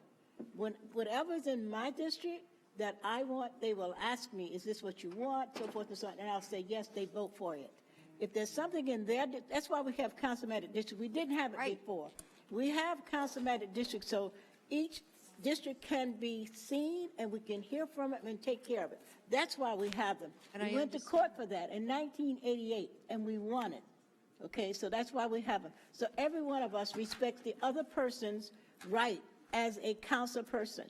And they really, well, they have to respect me, because I wouldn't take it any other way. Well, it doesn't look like that a lot of the time. Well, yes, they do. Since I've If been there's coming something to that I the really meetings. want, All right? I It vote for really what I doesn't, believe Dorothy. in. It doesn't. It looks like it's across the board and it's one side. Well, And that's not sometimes- good for, and Bruce, I agree with you. It's not good when there's one party system, and it needs to be a give and take. And I totally respect what you said with that. I really do. Thank But you. I'm not seeing it here. is my Thank you, Ms. point. Ryan. Thank Okay. you, and I'm sorry that you had to wait so long. I am too, but we have to listen to the people. They're the ones making it so long. Think we want to sit here this long? We have to listen to the audience. But there's also reasonable accommodations, and I'll be responsible for asking for that, okay? I will. That's maybe something I'll I talk could to my take colleagues on the town board. I'm sure we can Okay. show you accommodation. And it's a reasonable accommodation, and I will be responsible for saying that next time, so I'm not exhausted after 5 hours, okay? That's my responsibility. You know what? The supervisor can call them in whatever order she wants. Okay. I don't even think we need any board It's not action. Just favoritism, it's a do what you want. And I'll be responsible next time for, talking about my needs, okay? All Thank right. you. Thank you for You're listening. welcome. Gavi Hoffman? We have so many now, we'll be here till 5 o'clock. Maybe 6, I don't know.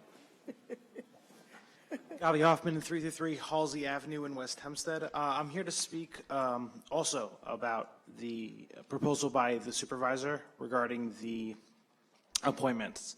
while I completely respect and understand where you come from in proposing this, after what happened with your proposal for the special elections, I really do understand that, especially as someone who will be running for public office for the first time this year and will be running against an incumbent. I really understand what you're talking about what an incumbent, what benefits they may get when they run. I do think the problem with just making a blanket statement that anyone who runs the first time, anyone who's appointed can't run again, it limits qualified candidates. So for a certain period, you lose whoever might be qualified for that job as an appointee. I think it'd be better to try and find a way to make rules about how someone is appointed, similar to what I mentioned about the ethics board. These are the qualifications someone needs to be appointed, rather than just saying, well, no one can do it. Another possible amendment would be this would only apply to someone who's appointed, since it's a 4-year term, something, let's say, a year and a half beforehand. So that way it's not everyone. It's, oh, well, you're clearly doing this just so you can get the special privileges of being an incumbent.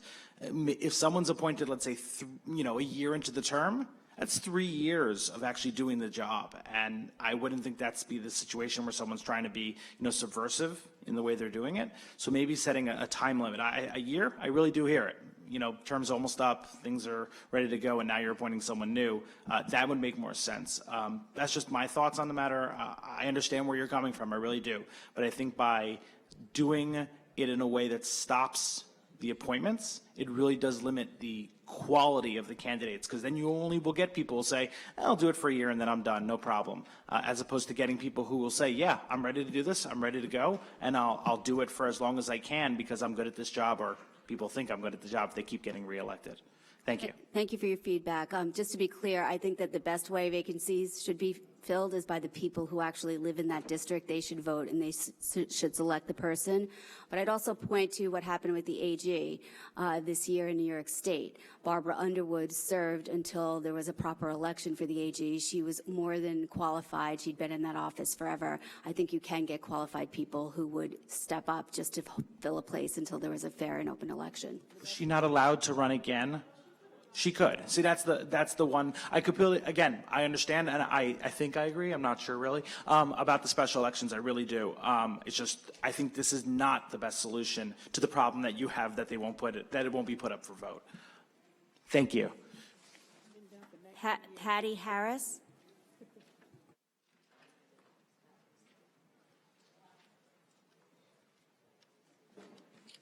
Patty Harris, Nursing Garden, Uniondale.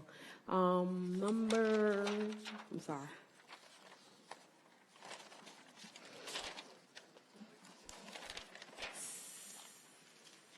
Number 8. Number 26 is on your sheet. I was just I trying to know. help you. I found something else though. Number 18. Could you tell me the addresses for Uniondale?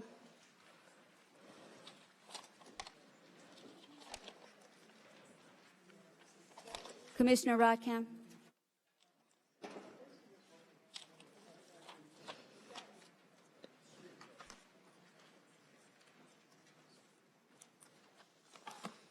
Hi. Good afternoon. The Uniondale is 940 Front Street and 811 Nassau Road. Okay. Thank you. And I'm sorry, and 135 Cunningham Avenue. 135? Yes. Okay. Okay, and also on number 20, the contractor that's doing the construction for the bathroom at Bernard Brown Park, has this construction company worked in Uniondale before? It's the final payment. Your work is done. That's not what I asked. I asked, have they worked in Uniondale before? Yes. How many years? Go look at it. Huh? Once you go visit Brown Park, you're going to be very happy. I know. But that's not what I'm asking. I'm asking, have they worked in Uniondale before, and how long, how many jobs they did in Uniondale for the town in Uniondale? Commissioner Lino, do you know the answer to that question? Yeah. Okay. Number 26, the sign for the NASA Event Center. Is this sign for the Coliseum? Yes, I believe so. And is this additional sign? I can answer that if you don't mind. Yeah, it's like a gigantic television screen, and it tells you what's going on at the Coliseum. And sometimes when there's an event inside and you can't get into it, you can sit in the parking lot and see exactly what's going on inside. It's an incredible thing, and what I like about it is they added the name Nassau Veterans Memorial Coliseum on that TV thing, so it brings back home the name of the Coliseum. But it is a giant television screen, humongous. If you drive by, you'll see that monstrous. It's already attached to the building. Okay, so would this be also be seen by the other two signs they have in their parking lot area? If it's Is it connected with that? Will you still see it off the street? Or do you have to have an accident to look at it while you're driving? you know what? You make me think if you can see it from the street, people are gonna. Yeah. It could be a distraction. Yeah. So it's so far back. If you look at the Coliseum from Hempstead Turnpike, it's really far back. The Coliseum itself. So that sign is for what, tailgaters? Because if you could see everything that's inside the Coliseum without buying tickets or whatever, so you could sit outside in the parking lot? You know what? We have somebody here from the hub. And Mr. Bavone, would you be able to answer the questions? Do you mind? Good afternoon, Supervisor, Member of the Board, Richard M. Pavone, 308. Can you just talk into the mic, please? Richard M. Pavone, 308 East Meadow Avenue, East Meadow. In reference to your question about the signs that are the pylon signs, those signs are New York State DOT compliant as they are today. They will not have the same messaging that the large reader board that you talked about has. And how much did this sign cost? I'm not privy to that answer, quite honestly. That's part of the management. Is this sign going to be on 24 hours? No, I think that it's going to be used for different events at this point. It's part of the entertainment for the Coliseum. Okay. Thank you. Thank you. Thank you, Mr. Bavone. Valerie Lamp.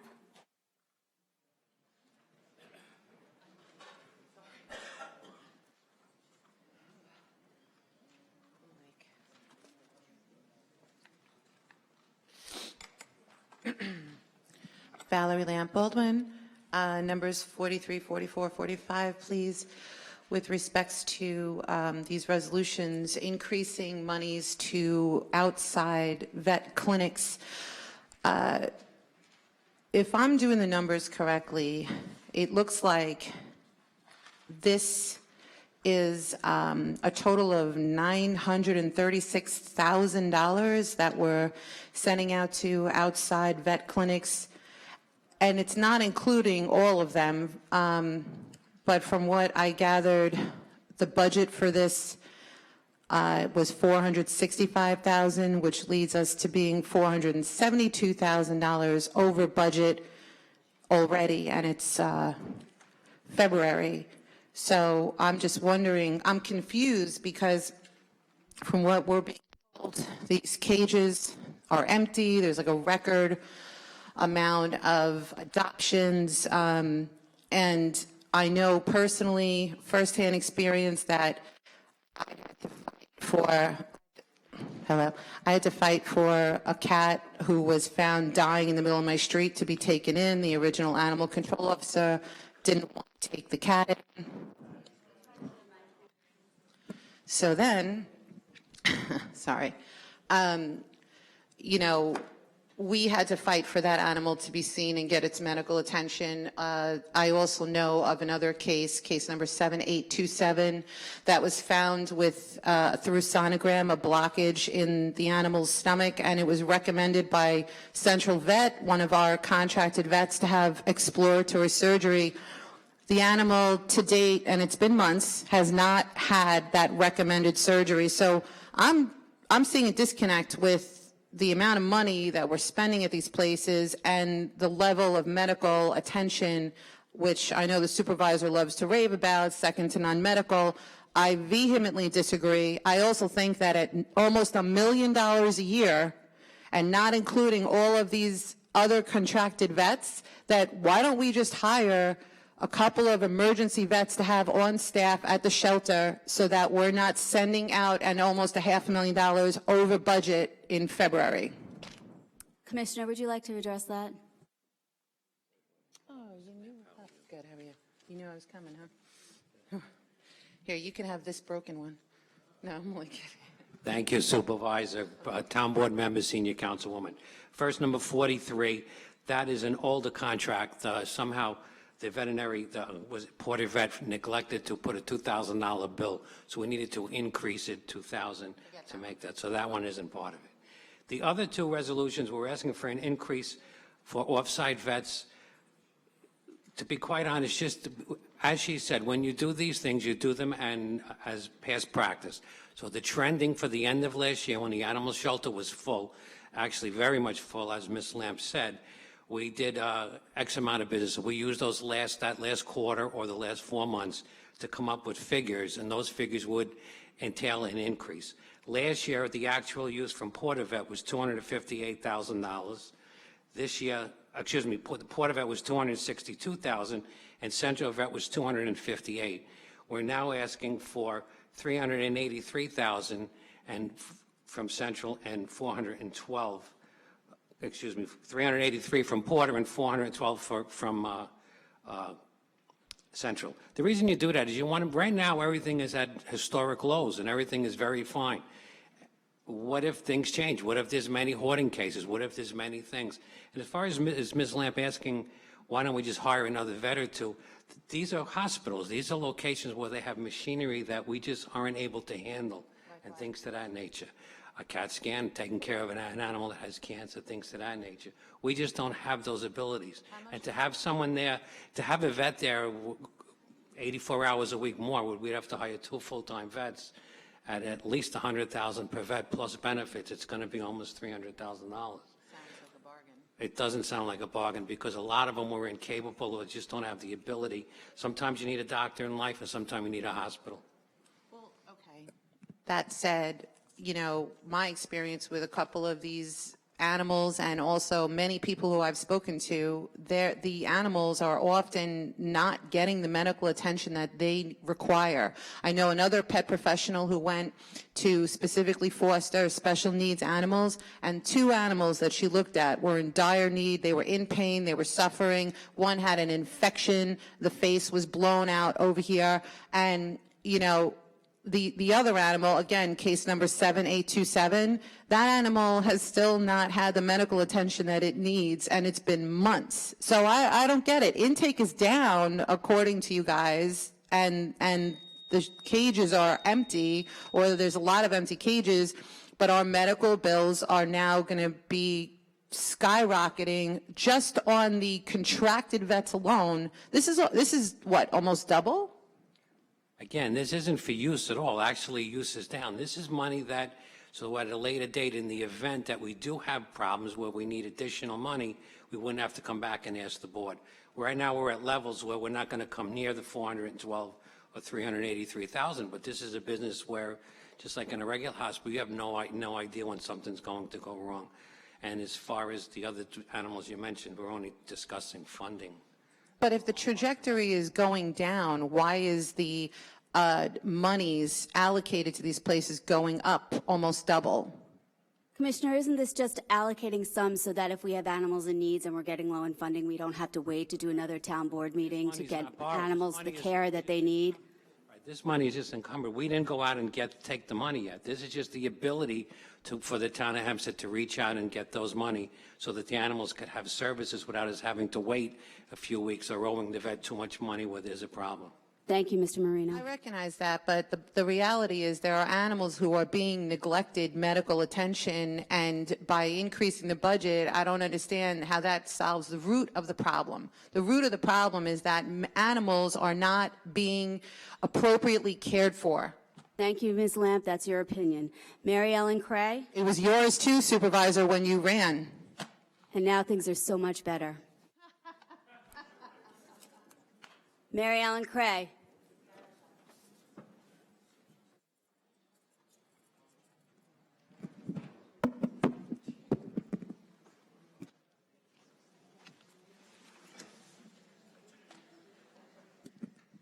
Good afternoon. Mary Ellen Cray, 436 Locust Avenue, Uniondale. Want to commend you on the ADA compliant bathroom for the Bernard Brown Park. Bernard Brown was a very important part of our community and influenced many young people, and we appreciate the fact that the disabled people will have a better situation there. And also the Nigerian goat herd and the guinea hens. I know that those have been in place for a number of years, and we appreciate the previous administration, which the second previous administration, which put them in place, and certainly they do a good job. On the signs for the Coliseum, Nassau Veterans Memorial Coliseum, they're actually on the building. Mr. Bavone, are you still here? Okay. And they say wall signs.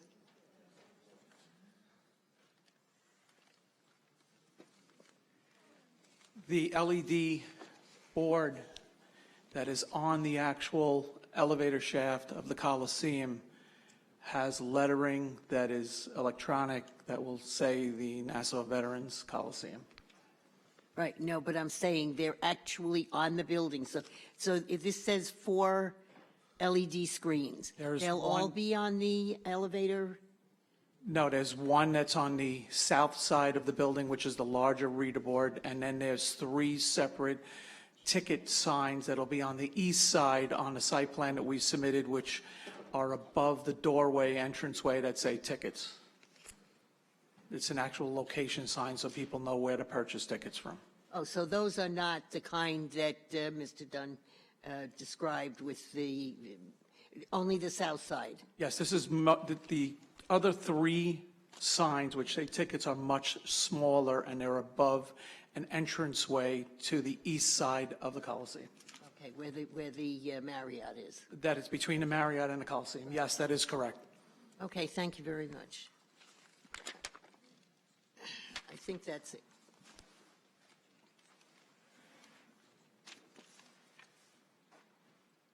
Mita Meriday?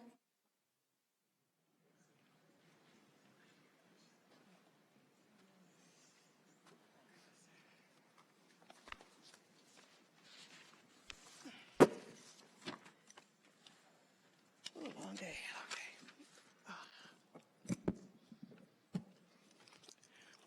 Okay. What happened, Mary Ellen? Mita J. Meriday, Baldwin resident. I don't know if this is on the calendar. I believe that Councilman Blakeman mentioned something about a Barry Walensky who was going to be considered. I don't know if that was on here. Yes, that's, I think, item number 68 or 69 on here. It's a personnel resolution. Okay, just curious as to how the process, kind of in this new dynamic, how consultants are kind of hired or vetted, or what's the overall review process if we're getting away from the old model of patronage, cronyism, nepotism, and things of that nature. So let me answer the question for you. Barry Walensky has worked for 30-plus years in the town of Hempstead on the South Shore as a counselor to numerous children, young adults, veterans. He has a tremendous amount of experience. He, to my knowledge, has saved many lives in the town. I recommended him.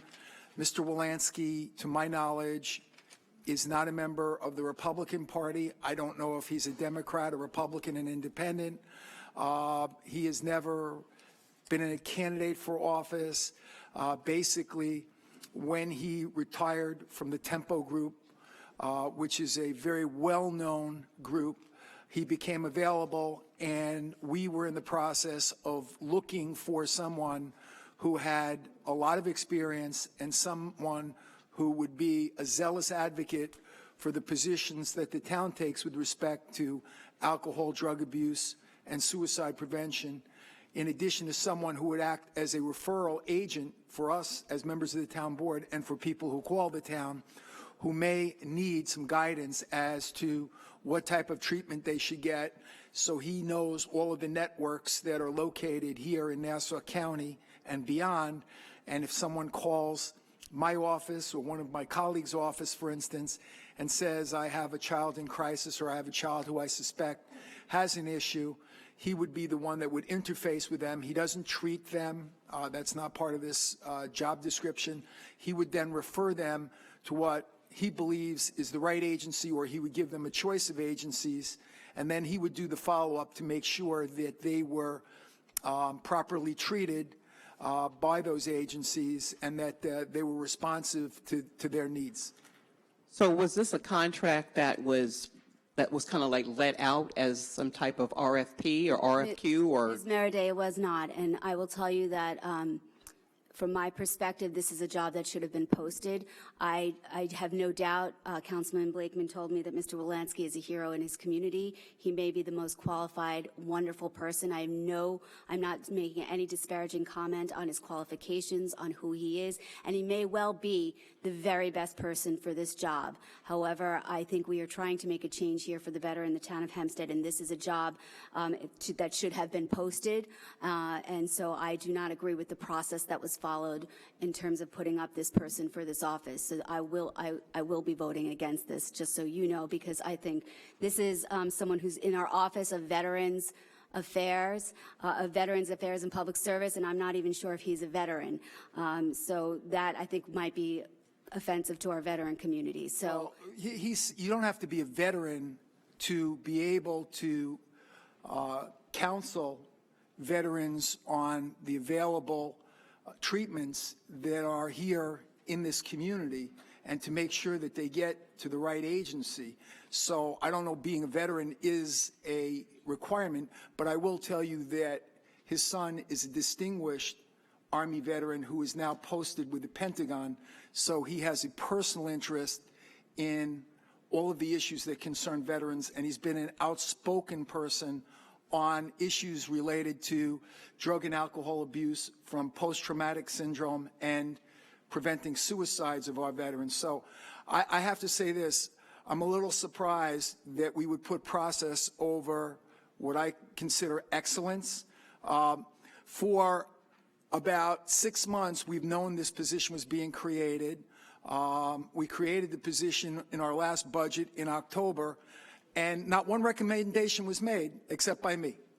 And I made the recommendation because I know the guy's outstanding, and all I can say is it would be a shame if we delayed this, because the potential is that there are lives out there to be saved on a daily basis, and we should get cracking with it. It shouldn't have taken this long. And Mr. Wolanski went through a very vigorous vetting process by our Human Resources Department, and he comes with impeccable credentials and the highest references. And I would just add that, Councilman, I may not have any disagreement with you about how his dedication to veterans and his qualifications. I disagree with the process. I do think we should delay this. I think the job should be posted. I think we should have an open and transparent, competitive process that would allow us to employ the protocols that we've been using, where that we have a broader review panel who can screen these clients, and he may very well be the person that we select. But then Ms. Meriday could feel confident that there has been an open opportunity for people to compete for this position. I think the job should be posted. All I can say is we've had 6 months for other council members and the town board to make recommendations. I made this recommendation back in November, and I'm feeling very confident that my colleagues will agree that this is the most qualified person in this community to serve in this position. Well, more than likely, again, the numbers kind of shake out around here. It's going to pass, so I'm not even going to get to that situation. But I agree with the supervisor with regard to the process itself. I mean, as far as the veteran community, there's so much that needs to be done for our veterans. So as far as talking about the delay and what we need and support services, in many cases, the mental health of our veterans is exacerbated because of the basic needs, like lack of housing or facing foreclosure and eviction. And, again, if we're talking about resources and being, an expert and well vetted and well connected, I don't get paid for the things that I do. So I don't see anybody coming to me to say this could be a consulting opportunity for you for the things that you have done over that course in time. And I know that there are probably other people who have experience who could come to the table and be a part of the review process that the supervisor is speaking to. But again, it just seems to me, and with no disrespect, he could be very well qualified. I just, again, feel that this is someone else that is kind of being brought in, experience notwithstanding, without giving an opportunity for someone else to be involved in this as well. Okay, and I understand your point, but I don't want anybody to think for 1 second that this has anything to do with patronage. It has nothing to do with patronage. It's about saving lives. Okay. Item 13 I know it was earlier. I know this was part of the hearing process, but again, when we talk about various appropriations and, well, I wouldn't say appropriations, and variances, we seem to have a lot of these BOLAs and 7-Elevens, and we have organizations that are coming to the table. This was part of the decision calendar from earlier, right? Okay. Yep. All right. Item 21. This kind of speaks to what I was saying before. I'm just curious, what exactly do the goat herd and guinea pigs do? Commissioner, are you here? Would you like to speak to our, I know Mary Ellen was Goat thanking herds you and for our that, hens. but we've had them for quite some time, I believe. are they the ones that eat up the grass on the parkway? Because if they could fill those potholes, it'd be a great thing. Commissioner, if you would just step up and, At this point, I'll take whoever can fill these potholes, We're going to argue about pot. Let's talk about the potholes. One thing, you need to call the governor then, because we're asking for Good chips. We need afternoon, chips. We don't everyone. have enough chips to take care of what we need to. Oh, that's the issue, though I had to get my rims changed and we have a shortage of mechanics now around here? Okay. Money in order to purchase what we need to prepare them. Well, if everybody's worried about that $3 billion incentive that didn't go to Amazon, we could use that for the roadway. Just saying. Commissioner. In Merrick, we turned our landfill into a park about 20 years ago. And maybe almost 20 years now, we have animals. We have guinea hens, and we have these goats. And it's great. It's a great attraction. People are there all the time with their kids. And that's what this is. We have a vet to take care of the goats. Okay. Well, they eat the grass. They help us there. The guinea fowl eat the ticks, which helps us there. But all in all, it's a great attraction for the kids. Okay. And they get to see this for free? Yes, they do. Parents. Okay. Absolutely. Oh, it's one thing that we're not charging people for. All right, thank you. That answered that question. Just real quickly, with regard to the, I think someone was going, 66. I'm all for seminars and education and things of that nature, but wouldn't it be nice if we could host things in the town of Hempstead so people could come here, that they could spend money here? We kind of to all these wrong with this.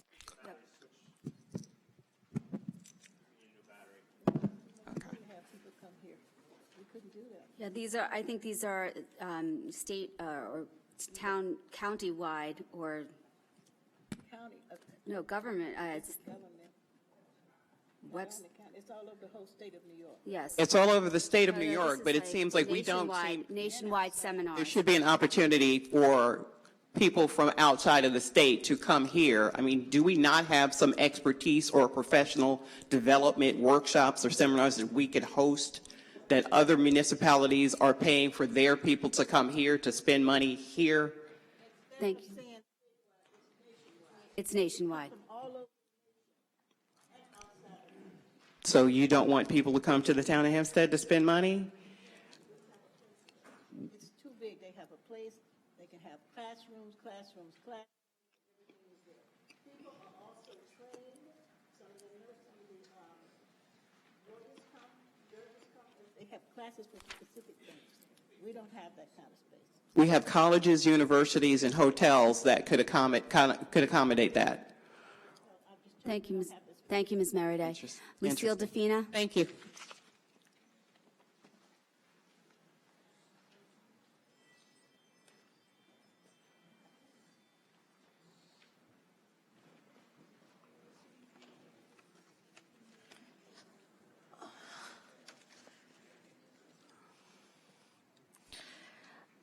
Hi, good afternoon. Lucille DeFina. I wanted to talk about the items 44 and 45, because that, when you say things have gotten better, this is exactly the same thing that has gone on for the last couple of years. And I just want to remind you, when you first were elected and here, there was a big increase within the first month or two for these two vets.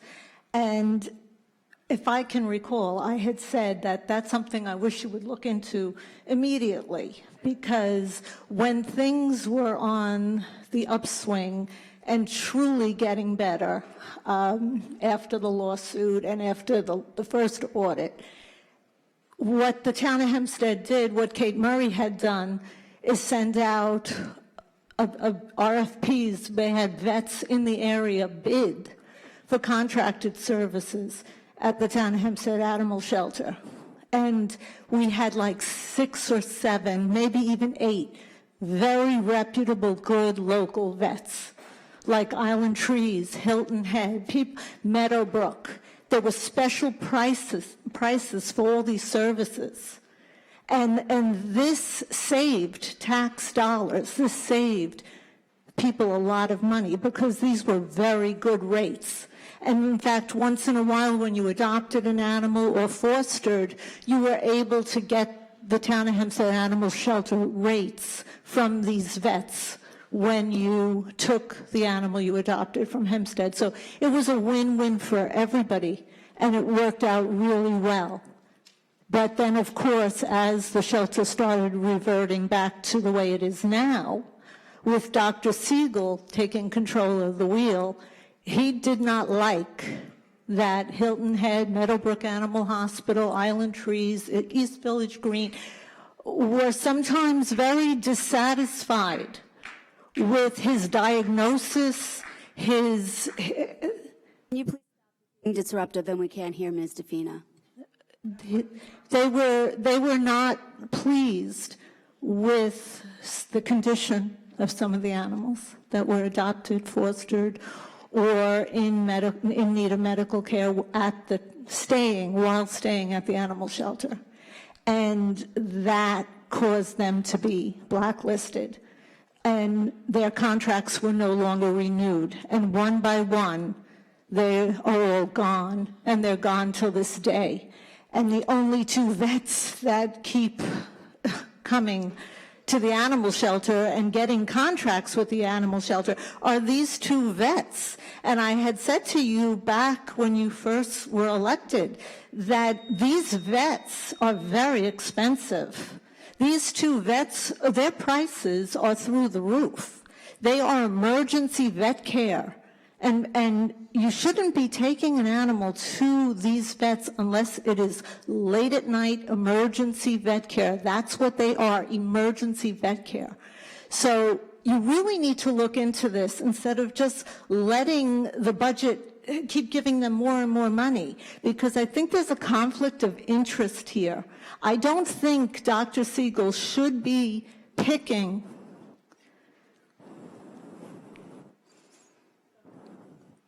It's very important, because all I'm trying to say is I don't think your in-house vet, paid employee vet, should be in control of picking and choosing your contracted vets. I think you can do a lot better if you give this out fairly and give local vets a chance to bid on these contracts. Thank you, Ms. DeFina. We'll look into that.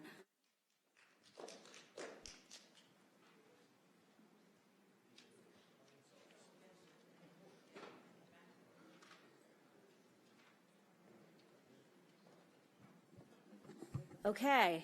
Madam Clerk, will you please call the roll for a vote on items? I have no more administrative calendar slips here. But yours is in here. Where? I see you in here. Alex, appreciate that. I wanted to speak on the same item, Diane Madden, Hempstead.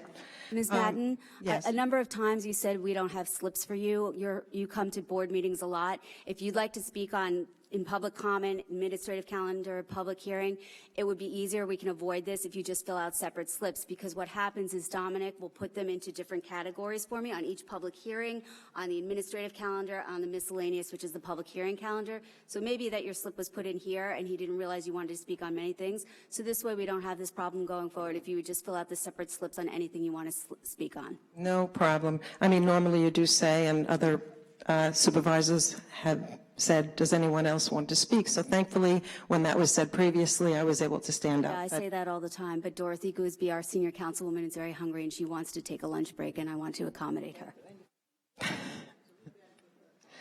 Okay, so the same items. My question is that, and my concern is that I am looking at these foils, and I'm seeing a lot of animals not getting the medical treatment they should be, actually denied medical treatment, and then shortly later swept off to rescue organizations.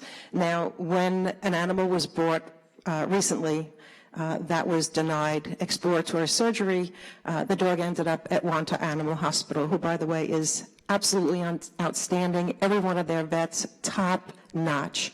In any case, I had asked the receptionist if they see a lot of Hempstead animals, and no, they hardly see any Hempstead animals. So it just reiterates what Lucille just testified to, that, and by the way, Mr. Ra, you had confirmed that Mr. Pastori and Mr. Siegel choose these vets. So it makes perfect sense to me that $1 million is going out to these hand-picked vets when we have right next door top-notch vets with Wanta Animal Hospital. So is it correct that the money is being put aside for these particular vets, or can any of this money be used for vets as, for example, Wanta Animal Hospital?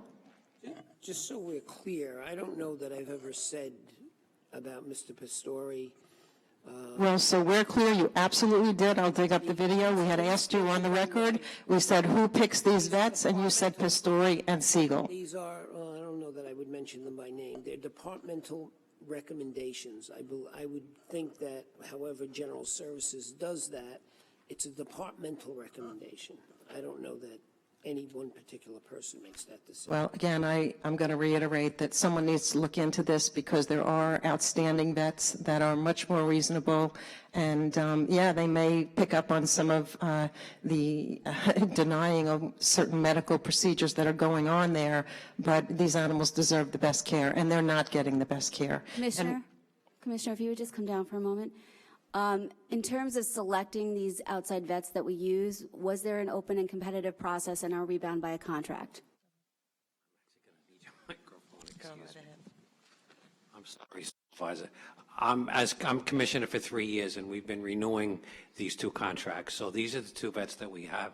As far as Wanta Animal Hospital, we have a contract with them, and there is, I believe, $25,000 or $50,000 encumbered for them this year.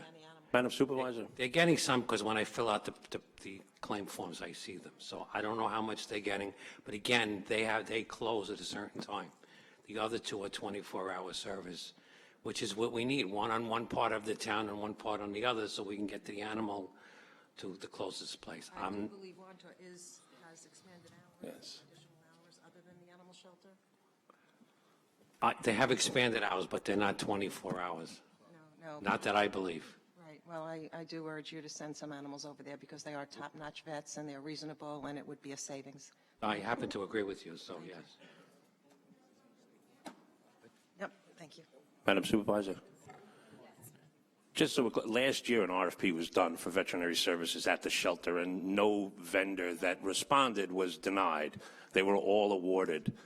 the ability to provide services at the shelter. So there was an open and competitive process? Yes, there was an RFP that went out, absolutely. Right, and when I spoke to Commissioner Marino, I had asked that he please reach out to some of the ones that their relationships were turned off, basically, to reach out to them, not just to put an RFP out, but to find out how you can reestablish these relationships with top-notch vets that are reasonably priced, and like Lucille said, then offer further discounts to adopters. So sometimes it requires, when you're talking about lives, a little bit more of an extra attempt to reach out to them, not just post an RFP that they might miss, that they can reestablish those relationships and give these animals proper medical care.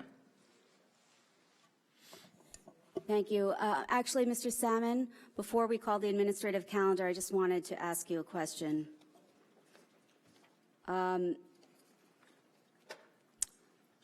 And actually, Commissioner Toscano, if you're here, it may apply to you as well. Commissioner Toscano, with respect to the new hire for a secretary in your office, was that job posted? Was it an open and fair, transparent, competitive process? That position is exempt, Supervisor. There's no announcement for an exam with regard to that title. And is Samantha Fair the daughter of the Republican mayor of Valley Stream, Ed Fair? I don't know that personally. Do you know that, Commissioner? Yes, I believe she is. Thank you. For the record, he does not run as a Republican. He is part of a coalition, a village party that is made up of Republicans, Democrats, and Independents. But he is, in fact, a registered Republican. Is that true? I don't know. Ed Fair. I'm sorry, I don't know that. I do know that he's the mayor of Valley Stream now. Actually, I did have someone check his registration, and he is a registered Republican. Is that what we're doing now, checking registrations to see what party people are in? I did check that, and I did see that it was Samantha Fair, was a daughter of the mayor. Let's vote on the administrative calendar. It's getting ridiculous.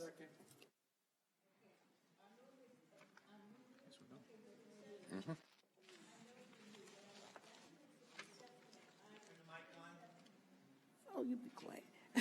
Items 27 and 67, those two were supposed to be removed, right? Those have been removed from the administrative Okay, calendar. I just want to make sure. Madam Clerk, will you please call the roll? Councilman Ambrosino? Aye, except for the item 63, on which I vote no. Councilman Blakeman? Aye, with the exception of item 63, which I vote no. That's 63. Councilman Diaz-Esposito? I vote aye with the exception of 63, which I vote no. And with regards to number 69, Mr. Wolanski, I abstain. Councilman Dunn? I vote aye on all except for 63, which I vote no. Senior Councilwoman Gooseby? I vote yes on all exception, with the exception of ones that were deleted. So you're not voting aye? 27 and 63. Yes, they're removed. Yeah. Supervisor Gillen? 67. 67, not 63. I vote aye on all items except with respect to number 69, the personnel calendar. I believe that secretarial jobs should be posted. I also believe that the position that Mr. Wolanski is filing is a job that should be posted. We should let all people compete to get jobs in the town of Hempstead, other than executive staff. So I vote no with respect to Mr. Wolanski and Ms. Fair. This is no comment on their qualifications. They may be the most qualified people. They may be lovely people, but I think there should be an open and transparent process. And especially where an elected official is concerned, I would think that the mayor would want an open and competitive process. So I vote no with respect to Mr. Fair, Ms. Fair, and Mr. Wolanski. Also with respect to Mr. Zangla in the Parks Department. Again, he may be one of our finest workers. I don't know. I just don't have any information about it. I know we do already have 12 Park 1 supervisors. I'm not really sure if we have the need for an additional park supervisor. None of that information was provided to me, so I vote no on that one as well. With respect to item 63, I resoundingly vote yes. I think this resolution gave the town board an opportunity to make a change in how this town has historically operated, a change from the status quo, a change from the ways of the past that have hurt this town. But now we know where they stand, and it's not with the residents. Supervisor, I have a question for you. Can you tell me who on your staff was hired with an open process and with posting? I said with exception to executive staff. I would never try to tell you what you can do with your personal staff. Why wouldn't you leave it open? Did you check their registration? Did you consult with any Democratic Party officials on recommendations they may have made? For my staff, I posted a website, and I took in applications, and I made all the decisions as to who worked on my staff. The councilwoman, okay, you've been warned once. Now, if you call out from the audience again, you will be asked to leave. The senior councilwoman has asked to take a recess for lunch, and so we will be taking a 30-minute recess for lunch. Thank you.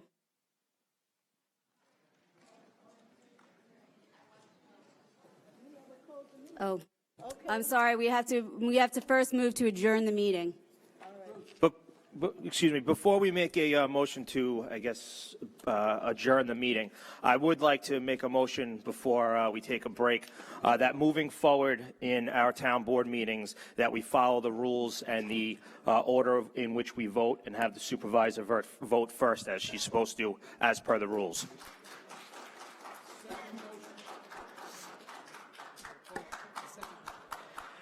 Councilman Ambrosino. Councilman Blakeman. Councilman D'Esposito. Councilman Dunn. Senior Councilwoman Gooseby. Supervisor Gillen. No. May we have a motion to adjourn?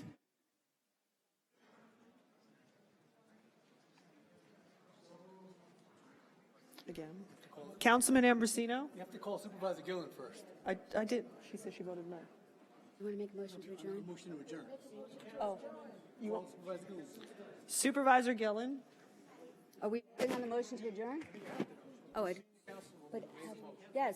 Now we need a second. Madam Clerk, please call the roll. I'm starting with you now. Supervisor Gillen. Aye. Councilman Ambrosino. Councilman Blakeman. Councilman D'Esposito. Councilman Dunn.